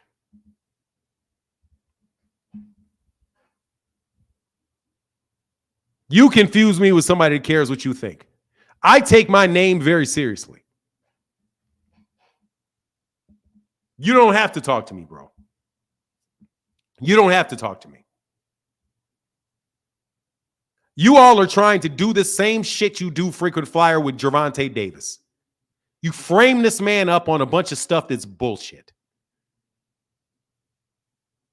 Everybody's ducking Devin Haney off the most ludicrous shit that you can find a reason to call some kid a duck. Terence Crawford has no intentions on fighting Jaron Ennis, and he never has. Stop trying to put the blame on Jaron Ennis. And then to tell me I'm messing up the time frame so you can sit here and talk to me for 4 hours about a bunch of YouTube gossip.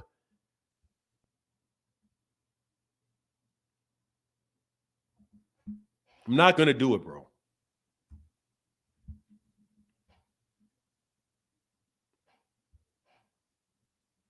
I'm not going to do it. Go find somebody else to do that, bro.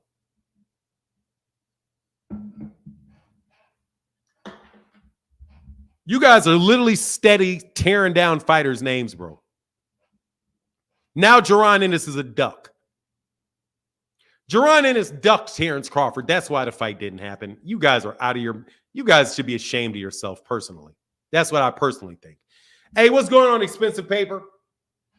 Thank you, brother, for your support, man. Shout out to New Orleans, bro. Big time with the big $25 holler, brother. Thank you, man. Adrian Molina said, hope all is well. Blessings to our boxing family. Shout out to Puerto Rico. Man, you infuriate me, man. I get tired of that, man. Like, why do we got to live in this fantasy land you guys want to make up on YouTube, bro? Dude, if you tell somebody that Jaron Ennis turned down a fight with Errol, with Terence Crawford, at any point in time, you're calling that man a duck.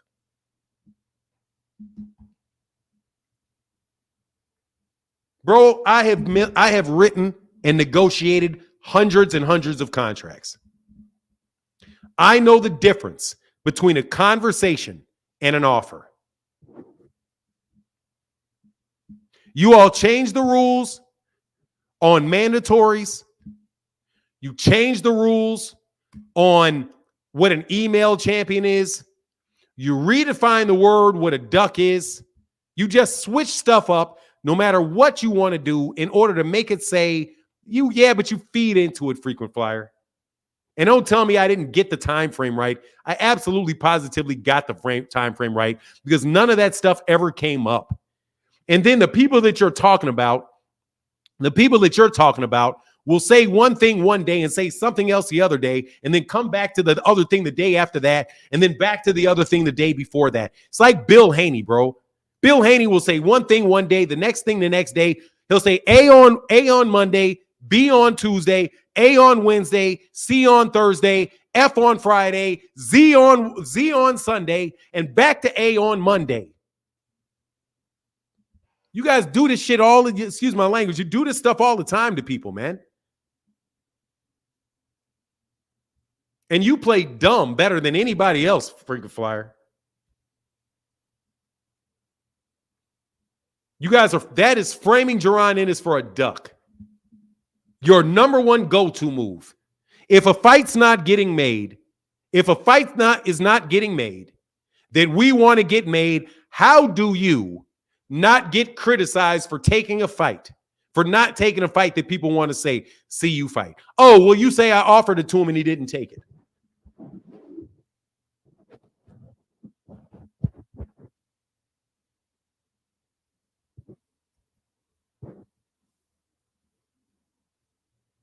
And you guys do this, you do it, and you do it, and you do it, and you do it, and you do it, and you do it, and you do it. You run the same play over and over and over again. If a fight doesn't happen, that's your guy, that people want to see your fighter fight, you lie and say they offered the fight, and then the other person turned down the fight, and that person was actually ducking the fighter that guy was actually ducking. And I can name it over and over and over, and you're going to do it next week too. And you're going to do it. Bud was on Breakfast Club and said it's a lose-lose thing if he fights Boots. Right, but it's a lose-lose thing today. But tomorrow he actually made the fight and he had an opportunity to do it. And then tomorrow he's never going to fight him. And then the day after that, hey, I would have done it, but it's not him. It's me. It's not. Just stop, man. Just stop.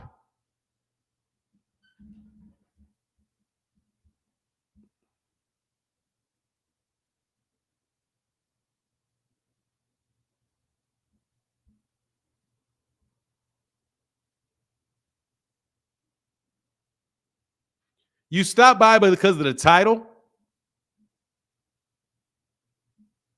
Gervonta Ennis isn't even in the title, bro. He's not even in the title. Bro, if you throw another YouTuber in my face, bro, what do you think my reaction is gonna be? Especially when somebody called me a liar for something I never said. Which fights do you believe? That is a very solid argument for Devin Haney for Ryan Garcia ducking Devin Haney. Very sound argument at 140, at 135. Shaky one at 140 though. Real but shaky. Shaky, but it's at least there.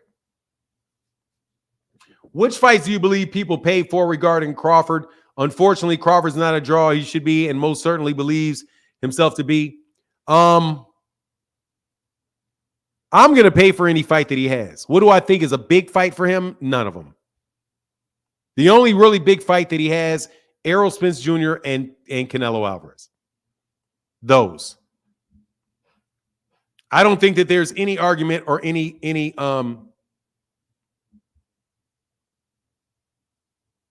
Oh, okay, thank you. Okay, thank you, Freaking Flyer.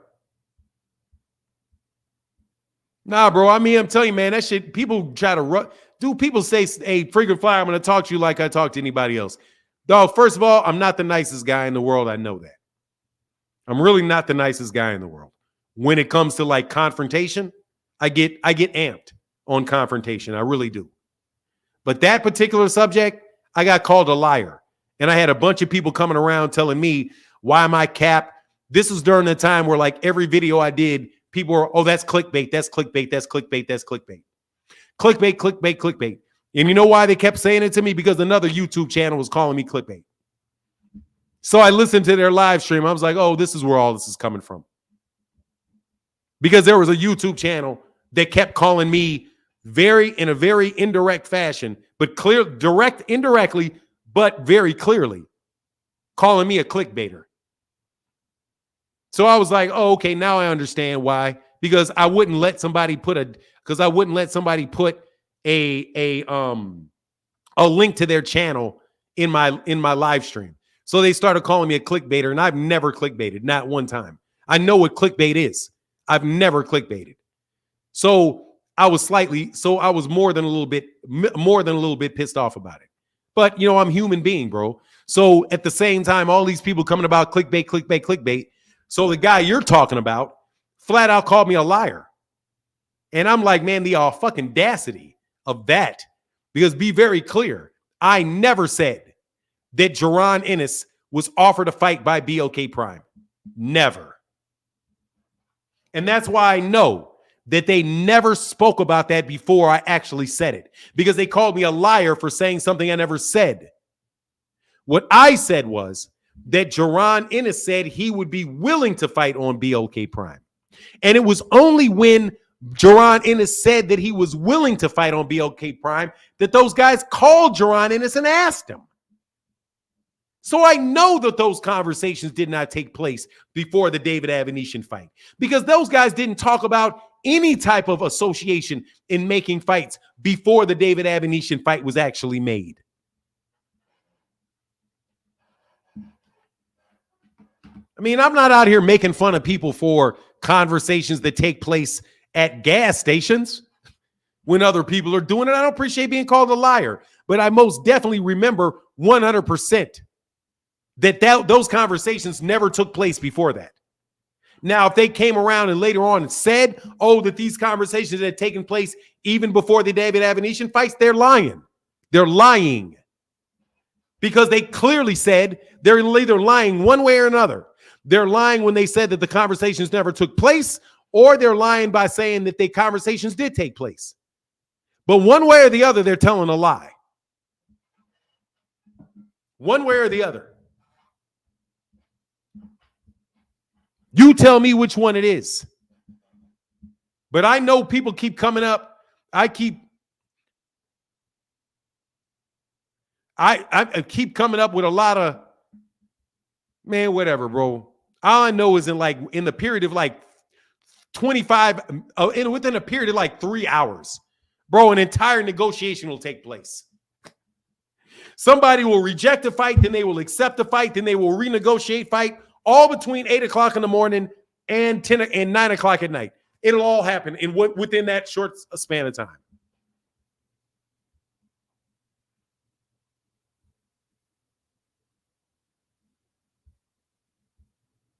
I'll take one more call. Somebody said they sent a super chat. Who did I miss? LeVar in the bill said, Fanon, how come Haney fans always know the Hall of Fame fighters?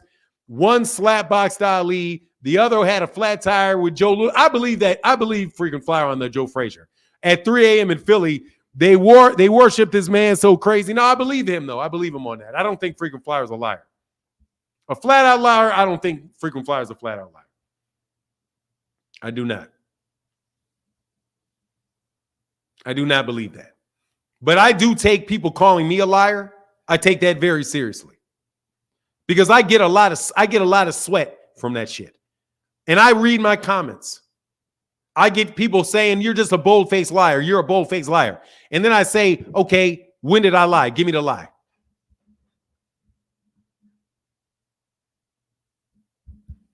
I say, where's the lie? I say it all the time. Okay, give me one. Give me the lie I told. And then they don't ever give me the lie that I told. Because I know full well if I'm out here lying, somebody's going to call me a liar. I know it. As soon as I do it, somebody's going to be out there. And I actually care. And you guys ain't giving me no pass for that shit. You give other people passes for that shit. I don't get no passes for that. Jallis Hart, how can I help you? So now this It's who? Thomas Hill. It's Thomas Hill. That's Thomas Hill. Yeah. I'm on my cousin's account. Because okay. My account got hacked and my phone is cracked. I'm getting it fixed today, so I can fix my account. Okay, cool. I got you. What's up, man? Nothing much, man. Just sitting back here enjoying the conversations, man. Got a question for you, though. Yes, sir. It's regarding Bud Crawford because, I find himself in a very precarious situation because I know he wants, like you said, the big fight. And the big fight would be Canelo. Can you say that again? I said, I know he wants the big fights. And I know the big fight would be Canelo or a rematch with Spence, but I don't think he really wants to fight Spence at 54. He wants to rematch him at 47. So now, being that that's the case, at 47, if he's going to campaign there, what's the fight for him there? Quite honestly, the biggest fight for Terence Crawford in 147 is probably if he can get Teofimo Lopez to move up in weight. That would probably be the biggest one.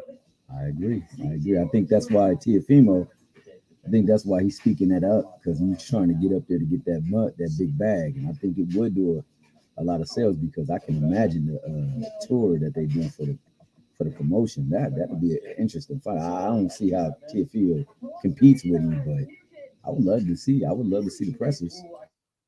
Yeah, I mean, that's a good fight. But the problem is that it's probably not going to happen because Terence Crawford has to deal with Top Rank.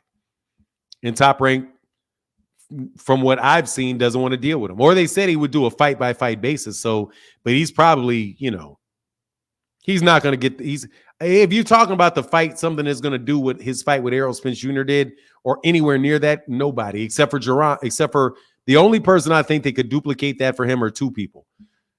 Gervonta Davis and Canelo Alvarez. And I think that's it. Okay, so with that being the case, but if it is the Teofimo Lopez situation, Tio gets a little bit more. Who do you believe gets most of the fanfare in that fight? Between Tio and Terence Crawford? Correct. I don't know, man. I think it's probably Terence. I think Terence probably, but I think that the age difference, the age demographic, and the high price, and the fact that they're both exciting fighters, I think that it would come together and be a really big show. I think it will really be a big show. I think it's a combination of them. I don't really think that it is any situation where he I don't think Teofimo Lopez is a bigger draw than Terence Crawford or anything like that. I just think it's kind of like a peanut butter and chocolate type of situation. Somebody earlier had said that Terence Crawford is a draw in boxing. It's not like he's not one at all. You know what I mean? I'm not saying it's not like he's Andy Cruz or somebody. It's not like he's Frankie Sanchez or Jared Anderson or anything like that. I mean, he's definitely an upper echelon fighter as far as him being well known. He's just not Gervonta. He's not Errol. He's not Gervonta. He's not Errol. He's not Canelo. He's not that level of draw with his fanfare. He's going to have to really be sold by people that don't like because of his name recognition. He's got very good name recognition. I just think he has to be sold with somebody that there's some real animosity about to really generate a lot of interest. And I think Teofimo Lopez might be that guy. Hey, I would love to see it. I definitely would love to see it. Yeah, me too. Hey, I got a couple guys right behind you, Thomas. I got Wah, Annex. What happened, dog? That's too quick. I didn't mean to put you off. Hey, Wah, you're not connected. Expensive paper. What's up, brother? What's going on, OG? Yeah, just calling back. I'm parked right now. Yeah, man, I just had something on my mind. It was on my heart, and I didn't want to let it slide. I seen something earlier in the comments. Somebody, I ain't gonna put an address on it, but you know who he is. He gonna call out another YouTube person. You know what I'm saying? That's my round. You hear me? That's my round. Just like I respect your channel. If I see somebody calling you out your name, look, man, I'm gonna come up and speak on it. You hear me? It's just how it is, bro. It shouldn't be like that, bro. You got a problem with that man? You go on that man's channel and you address it like a man and come talk about it. And maybe y'all could, but all that other, all that foolishness, I ain't here for it. The same thing if somebody did it to somebody else's channel. I rock with a couple of people. I don't know if you want me to give them a shout Man, out or look, not. dude, Or what. look, man, here, I'll say it. Dude, Blue Blood Sports TV is a good dude. I got no problem with him. Seems Oh like a no, very what? yeah. No, Yeah, I was listen, just I'll say all of them, dude. Look, man, everybody's out here hustling, everybody's out here working, everybody's out here talking boxing, everybody's doing all of that. So I don't have any. So if you not just flat out saying something about me, if you say something about me, if they say something about me, 9 times out of 10, I'm not going to say nothing. But if you bring it to my face, then I'm going to say something because you're insulting me and you're dragging my name down. That shit pisses me off. But go ahead but dude, Blue Blood's a good dude. I know that dude. He's a nice guy. He got a family, take care of his kids, works hard, boxing ego, champ side, 78 Source TV, BFTB, every one of these, even little midget dude who I don't like very much. At least he's growing. I don't like that dude. Little midget. Oh man, you bounced off. But anyway, man, it is what it is, man. Just leave me out of it, bro. But if the names pop up, bro, I'm not. You're not gonna run my name into the mud and nothing happened. I'm sorry. Hold on, while. Go ahead, brother. But I just had to address that, man. We come here on these platforms, we blessed enough to speak our opinion and write in the little chat. But you're not. These people are giving you their time, man. They're giving you their, you know what I'm saying. The least you could do is throw a super chat.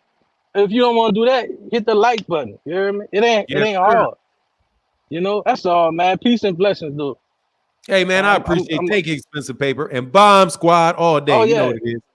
All right, brother. Get back.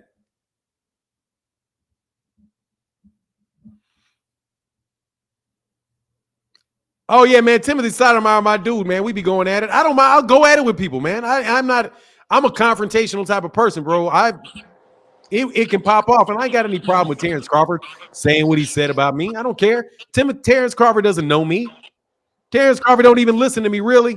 What's going on, Why? And I see you, heroes. I see you, man. I'm going to get you on this time. Chilling, brother. What's up? Yeah, I had a question regarding that new Amazon Prime deal with PBC.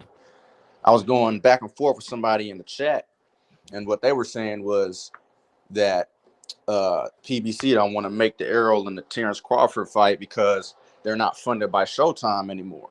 Which to that I said, well, they're with Amazon Prime now. But then they said, it's just a distribution deal. So what type of deal is it? How does it work? Okay, so let me preface this by saying, okay, that shit came from Rick Glazier. Okay, so you can ball that shit up and throw it in a trash can. Okay. But if you want to look at what a distribution deal is, how do you distribute something without paying for it? Right. You can have a distribution deal, but that doesn't mean you don't have to pay for it. Right.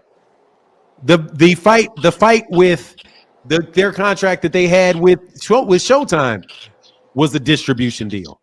Right. Okay. Right? Because you have a deal. What's the deal to distribute the product on your platform? They're not promoters. Right. Showtime's not promoting fights, right? They're paying for the fight. Right. And they may have a deal with an individual fighter to distribute their fight. What I said was my reply was, well, why would they sign Canelo to a 3-fight deal then if they couldn't afford it, essentially? Basically, if that's what you're saying, that they're funded and that they can't afford it themselves, well, then why would they sign high-profile fighters? Because, they got Gervonta, Errol, Crawford, Canelo, all of these big-name fighters. They got Wilder, and if I'm not, so it don't make sense I think it's just one of those false narratives that people are throwing out there, you know, because they're anti-PBC or whatever. But yeah, I just wanted to clear that up. Yeah, everybody, every solitary month of the year for several years, 7-8 years now, the PBC is either going broke or they're about to go broke. Yeah, I done heard it multiple times. They said, "Oh, Showtime's going out of business." Showtime first they said Showtime's not renewing, is not going to renew the PBC's contract, so and they don't have anywhere to go. Right. Then it winds up that they did renew it, but then they went back and Showtime goes out of business. Well, they're going out of business. That means the PBC is going out of business. Then the PBC announces a deal that they have with Amazon Prime, but now the Amazon Prime is just a fake deal that there's no money behind it. It just keeps, it's the same thing, different day, man. Yeah. And I have one more thing. As far as the yes, sir. As far as the belts go, you know, I just call them narrative pushers at this point, because that's what they're really used for. You know, back in the day, the belts were meant to show that you're the best, but now they're just used really to just push and create narratives. It's to either prop a fighter up, tear a fighter down, give reasons as to why a fight should or should not happen. That's how they're used. And people still act as if they want to hold on to this idea that the belts are supposed to mean that you're the best. And what mainstream boxing media and what boxing promoters are doing is they're using that false belief against you. And so now we have people who are calling for fights.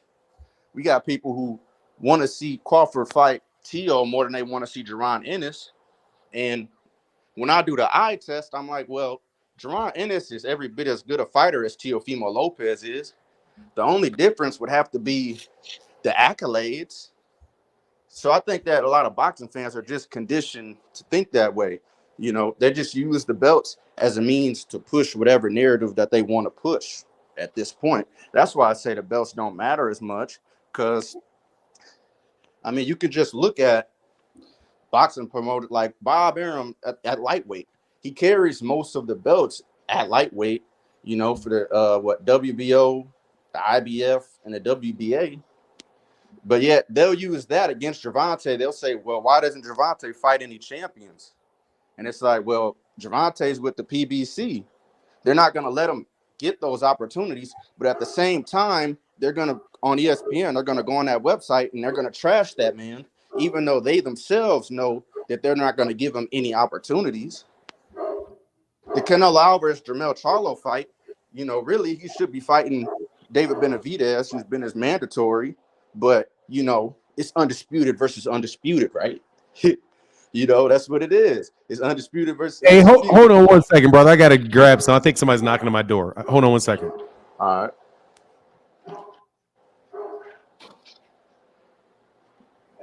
So much inconsistency.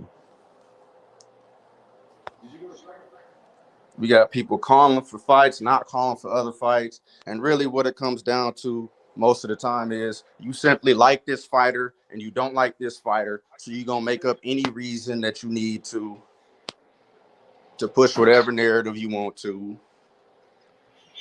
All right. Sorry about that, man. Sorry about that. Yeah, I said what it comes down to a lot of the times is simply put that guys like, you know, we as boxing fans, you like one fighter, you might not like another fighter. So you try to come up with reasons and narratives as to why something shouldn't happen or it should happen. Or I believe that's the reason why so many people get up on here talking about the franchise belt and super titles and all that. It's like you say that to say what? We still don't know who the better fighter is. It's like I don't understand the reasoning behind a lot of these arguments other than to just try to trash people or prop other people up. Yeah, it's a lot of it, man. But you know what it is, man. At the end of the day, man, it's all boxing conversation, man. I think everybody loves boxing, man. Yeah. I think everybody loves the sport, man. It's just, I'm sorry, man. I apologize for getting so pissed off too. But, I said, sometimes I know I got a bad attitude sometimes, man. What I do, that's what I do. I just when they be doing all that, I'm good. We're gonna get the fights. We gonna get the fights you want to see, you know. And what I'm not also pressed because I watch boxing daily. I don't just watch the modern day fighters. I watch a lot of the older fighters. You know, yesterday I caught me like 6 or 7 of Zuma Nelson's fights. So, oh man, I need to do that. Yeah, man. I just go back and I watch all these guys: Tommy Hearns, Zuma Nelson. If anybody gets the chance, check out this dude. I don't think many people know him, Dwight Muhammad. Remember Dwight Cowie Muhammad? Yeah, man. That dude is a freak of nature, man. 5'5", fighting that heavyweight, fighting that cruiserweight. You know, that's But yeah, man. Hope you have a blessed day, man. You watching the playoffs? Man, I don't watch nothing. Honestly, man, I don't watch anything but boxing, man. I'm terrible. Oh, okay. Is it the NFL foot playoffs now? Yes, sir. Did my Bears make it? Oh man, unfortunately they didn't make it, man. See how I don't watch it? You need a second team. I tell all Chicago fans, man. I'm ride or die, bro. I'm a ride or die dude. Yeah. And since I can't ride, I died. Right. You said you were in Chicago, right? Yeah, I mean, I'm in Texas right now, but I'm just saying that I only ride with Chicago. I only ride with Illinois teams. Yeah, no, I'm from Illinois too, man. I'm Rockford, you know. Oh, okay, that's what's up. Yes, sir. Yeah, man, you gotta have a second team, man. I can't have one, man, because I just can't have one, man, because there's like I don't know who would be my second team, man. My second team would probably be the Steelers. Like if I picked one, it'd probably be the Steelers. Because I can't ride with no Cowboys, man. Yeah, nah, man. I can't ride, and they ruined it for me. Like as a little kid, I was a Steelers fan, so I could go back to that. And plus, there's a Noop that's the head coach. Okay. Yeah, Noop's a head coach, so I would probably ride with them over anybody else. But my attention span, man, like boxing is good for me because you don't have to have the attention span, right? Like because if everything goes well, the shit won't go that long. You guarantee to be sitting there all day with the other ones. But all right, well, let me get back with you, brother. All right, thank have you. a good one for now. All right, man, and thank you for all your support all the time, bro. I really appreciate it, man. Thank you. Yes, sir. Yes, sir. All right, get back. Barbara D said, "Great chat, Martin. Thank you, sister." Nah, it wasn't that great because I flipped on. Freaking Flyer got a way to get underneath my skin. I swear to goodness, bro. Like freaking Flyer can dig underneath my skin, man, way underneath my skin. For now, do you have any idea when they're putting out the schedule for this Amazon Prime? I think it's probably going to be out in the early part of next month because they said they're trying to start in. Yeah, he does, man. I'm telling you, it infuriates me because it's just, oh god, that is a weakness right there. I gotta admit it. But yeah, I think it's going to be coming out pretty soon. But I would wait till February for it because they're going to wait till everything's settled. They're not going to do it until they do it. They always are kind of slow with that. What's going on, Heroes? How can I help you? I had a question about this Terence Crawford and Ennis. So because we're in the 3-belt era, and Crawford had to let go of his 3rd belt that Ennis now has. 4-belt. 4-belt, okay. So he has 3 of the belts at 147. Couldn't he just defend those like if Ennis never calls him out? Like, or does he have to get that other belt? I mean, he can do well. Errol, this is the thing. The idea is that you unify titles as a champion. Whenever you have one champion, the other. That's just generally like just the culture of boxing that you're supposed to fight the other champions in a division and work towards unifications in that division. So really, if he's going to be a champion, his first option is to he who angers you controls you. Nah, I don't know about that, but I appreciate you, Keith Nolan.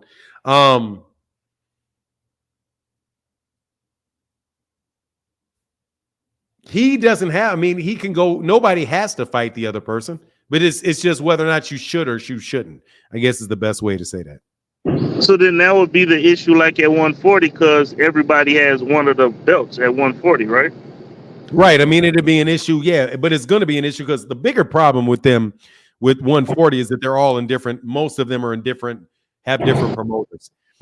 In order to get unification fights to work, you have to have a partnership between the promoters and a partnership between the networks. And at 140 pounds, you have The WBA is with the PBC. The IBF is with the PBC. The WBO is with Top Rank, and the WBC is with DAZN. So it's just kind of like they're all over the place. But I mean, at the end of the day, man, when we talked about all of that, has to, doesn't have to. Nobody is, it's not slavery, so people can do what they want to do. The question is, as boxing fans, really, what do you want to see? That's a better way to say it. But we just out here arguing for the hell of arguing. But like if Ennis would fight like someone that's like Crawford's mandatory with one of his other belts that he has, and then they'll put Ennis like right next, like a double time mandatory or something. You can't do that. You can't.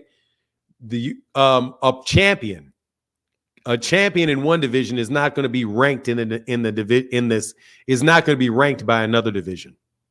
Okay, you can't. So that wouldn't work. I got you. Thank you, man. All right, brother. Get back, man. Thank you. Yeah, you're right. If you control my emotions, you control my energy. I just let it tell you, man. I just get pissed off. I ain't gonna lie, dude. I get a wild temper, and I do need to get better with it. Adam one real quick. Adam one.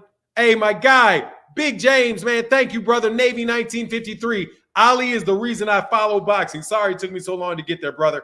Thank you for that support, man. Thank you. What's going on, Adam one? Last caller of the day. How can I help you, sir? Hey, man, I just had to call back in because I forgot about something. Thank you for having me again. Oh, no worries. One quick. Rollo, I saw you, Rollo. Sorry. If you want to jump on Rollo real fast, I can talk to you real quick, Rollo. Okay, brother. I'm going to be real quick. I just wanted to point something out. I was talking about like the top 10 grossing and how Floyd was like 5 of the top 10, and he was the top number 4. And I wanted to say, of active fighters, there are only 2 that make that list. One is Canelo, which most people couldn't expect that, at number 3, and he was fighting Floyd for number 3. And I listen to the show every day, but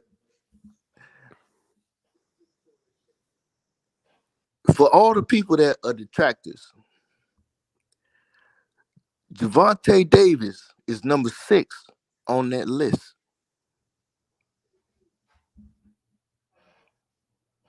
Yes, sir.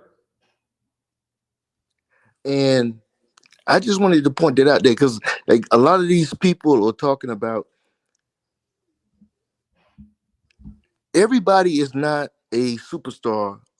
They're all stars and they're all great fighters. But some of these fans put their favorite fighters on tiers that they, in my opinion, that they do not belong. Because if you're not doing those kind of numbers, then clearly you're not in that conversation. That doesn't mean you're not a great fighter. But some of these guys have elevated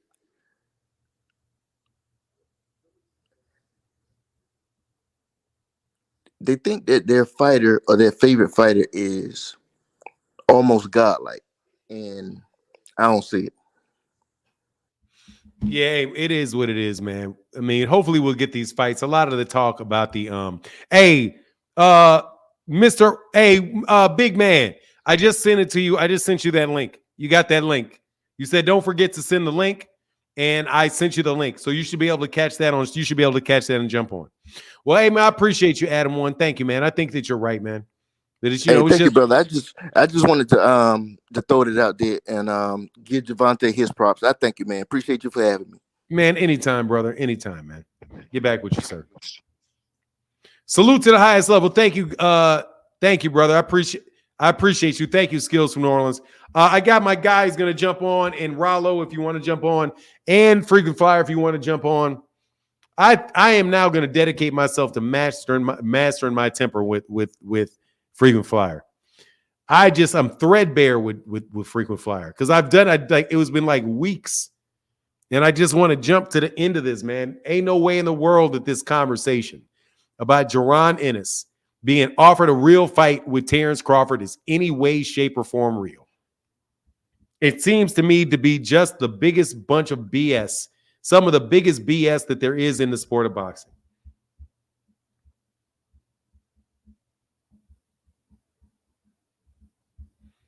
But I'll wait for the click. I mean, if you jump on, you jump on, man. I got a little time. But I appreciate everybody that argued with me today. Friggin' Flyer usually forgives me for my temper tantrums. But, man, that shit, sometimes Friggin' Flyer be getting me, man. I can't lie. Like, he ain't ever going to win no debate. But, God, dog, he ain't trying. I don't think I got that time frame wrong.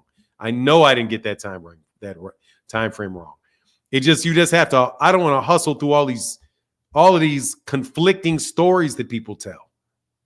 Nor do I really want to have to go through and explain why.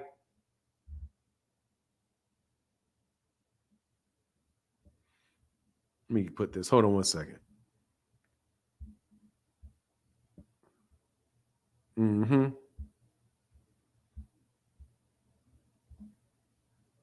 Yeah. Anyway, so one more and then I'm going to head out. If y'all going to. Hey, what's up, Deborah? Thank you. He said, that's for being a Steelers fan. I'm from Pittsburgh. I'm a diehard Steelers fan. Yeah, my second best favorite team would be the Steelers. Said it is a challenge, man. I swear, because, man, seriously. Wow. Like, I just don't want to go through it. Like, in order to go through that, you got to unwind so many stories, man. Like, do you know how many? Can y'all appreciate how long it took for me to have to basically memorize the WBC, the WBA, the IBF, and the WBO rules on mandatories, on mandatory purse splits, on super champions, on interim champions, on mandatory challengers? Like, for real.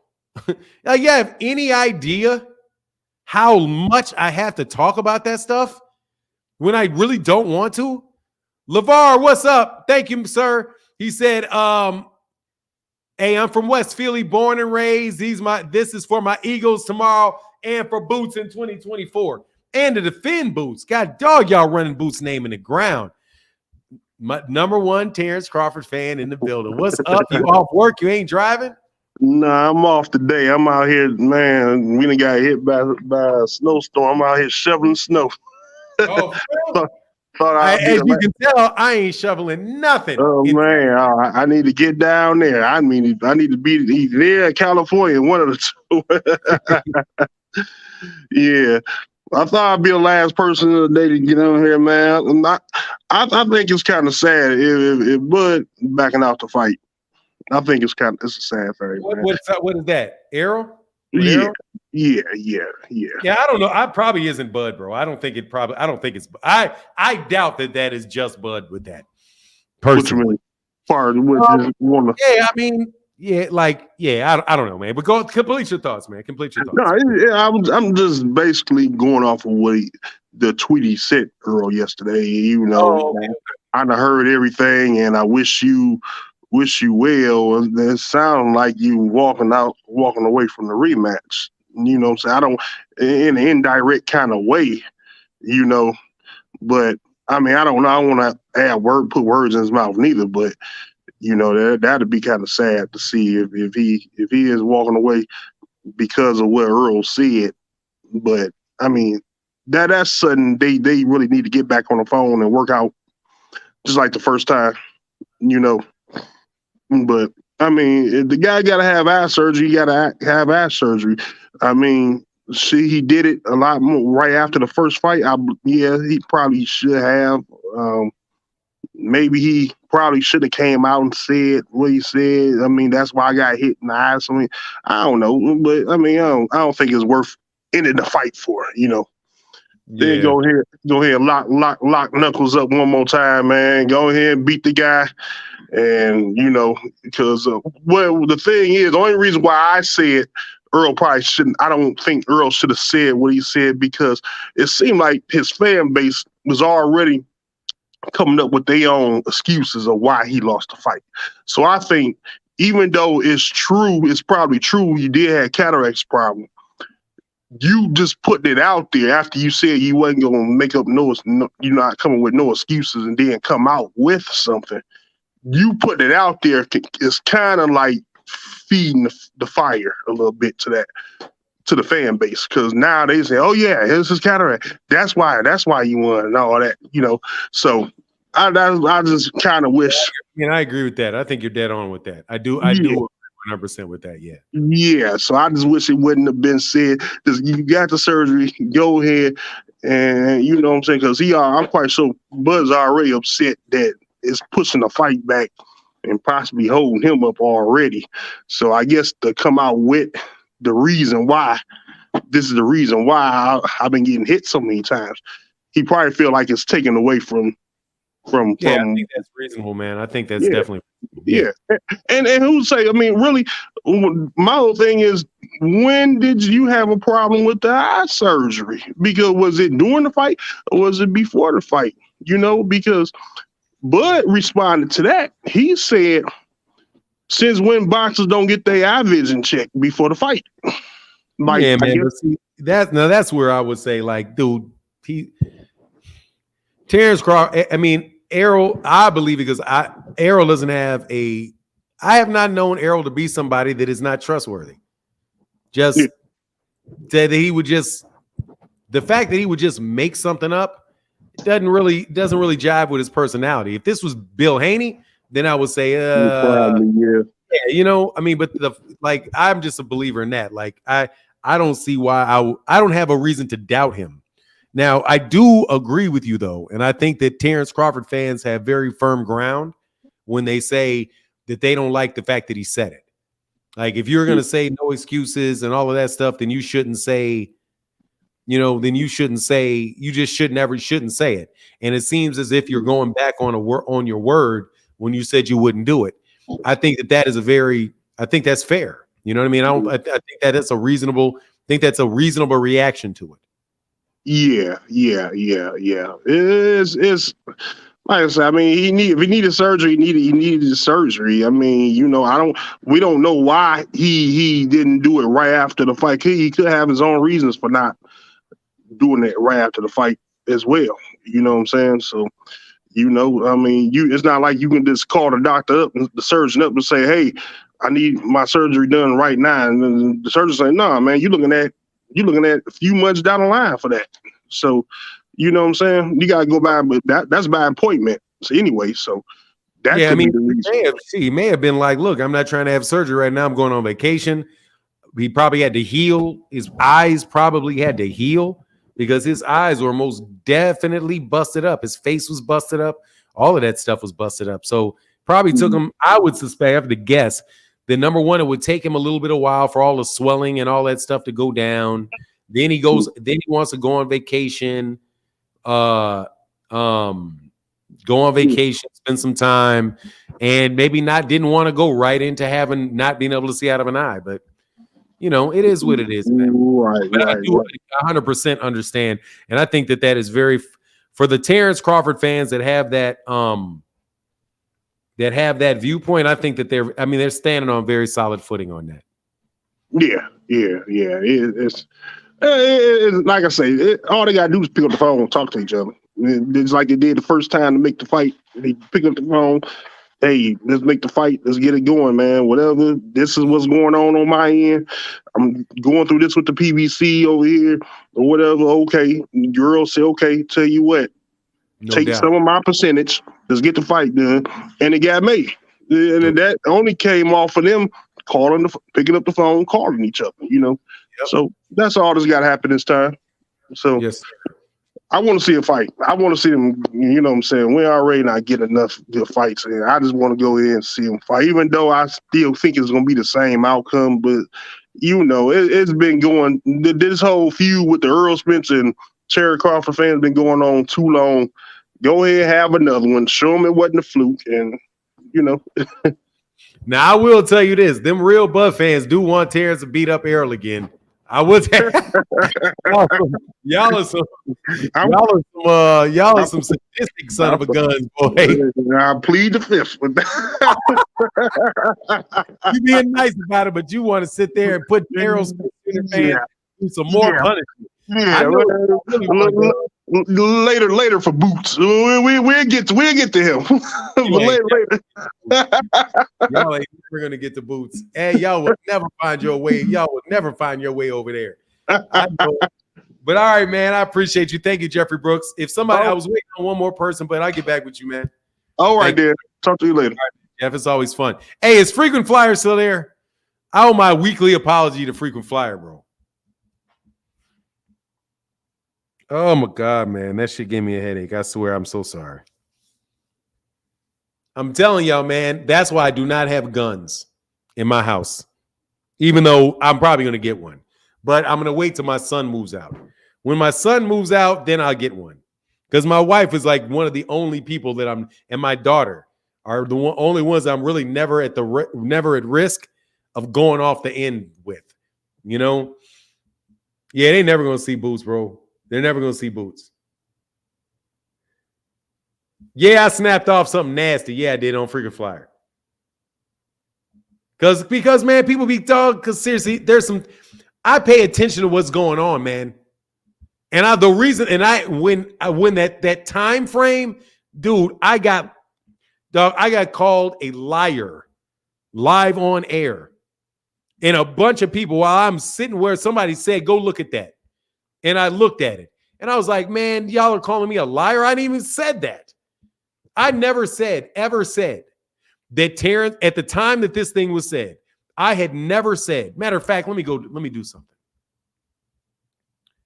I'm actually going to pull up the video.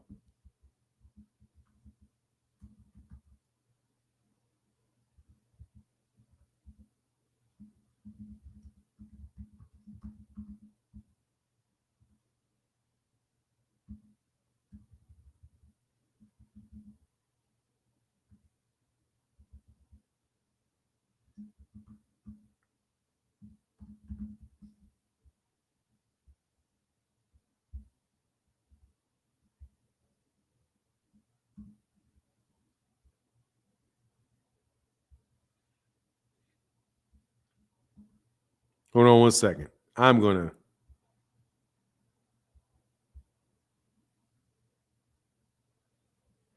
Man, I don't want to go all the way back.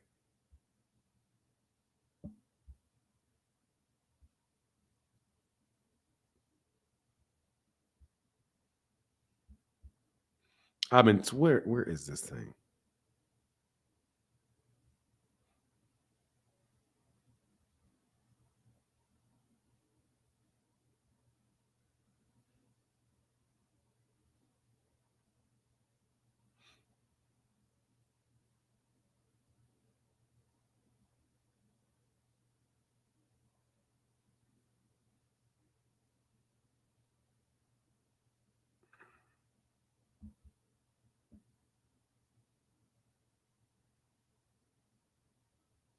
Nah, I can't find it. I'm not going to do that.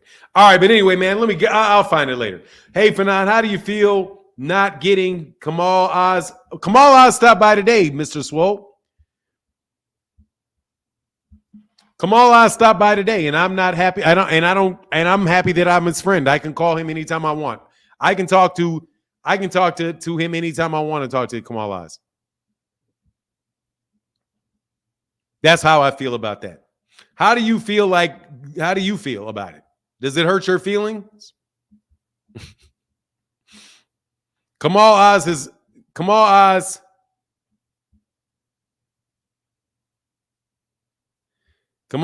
supported my channel greatly, and he's still a good dude. And I like Kamal Oz a lot, man. I mean, how do you feel about the fact that I absolutely positively. Hold on one second.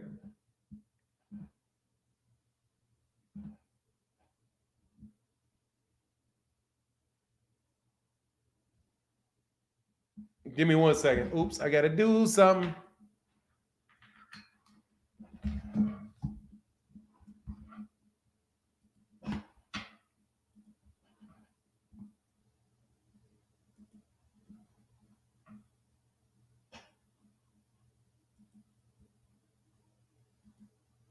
Man, I can't believe he's blocked. I did not block nobody's Fahim Sator. Who blocked Fahim Sator? All right, cool.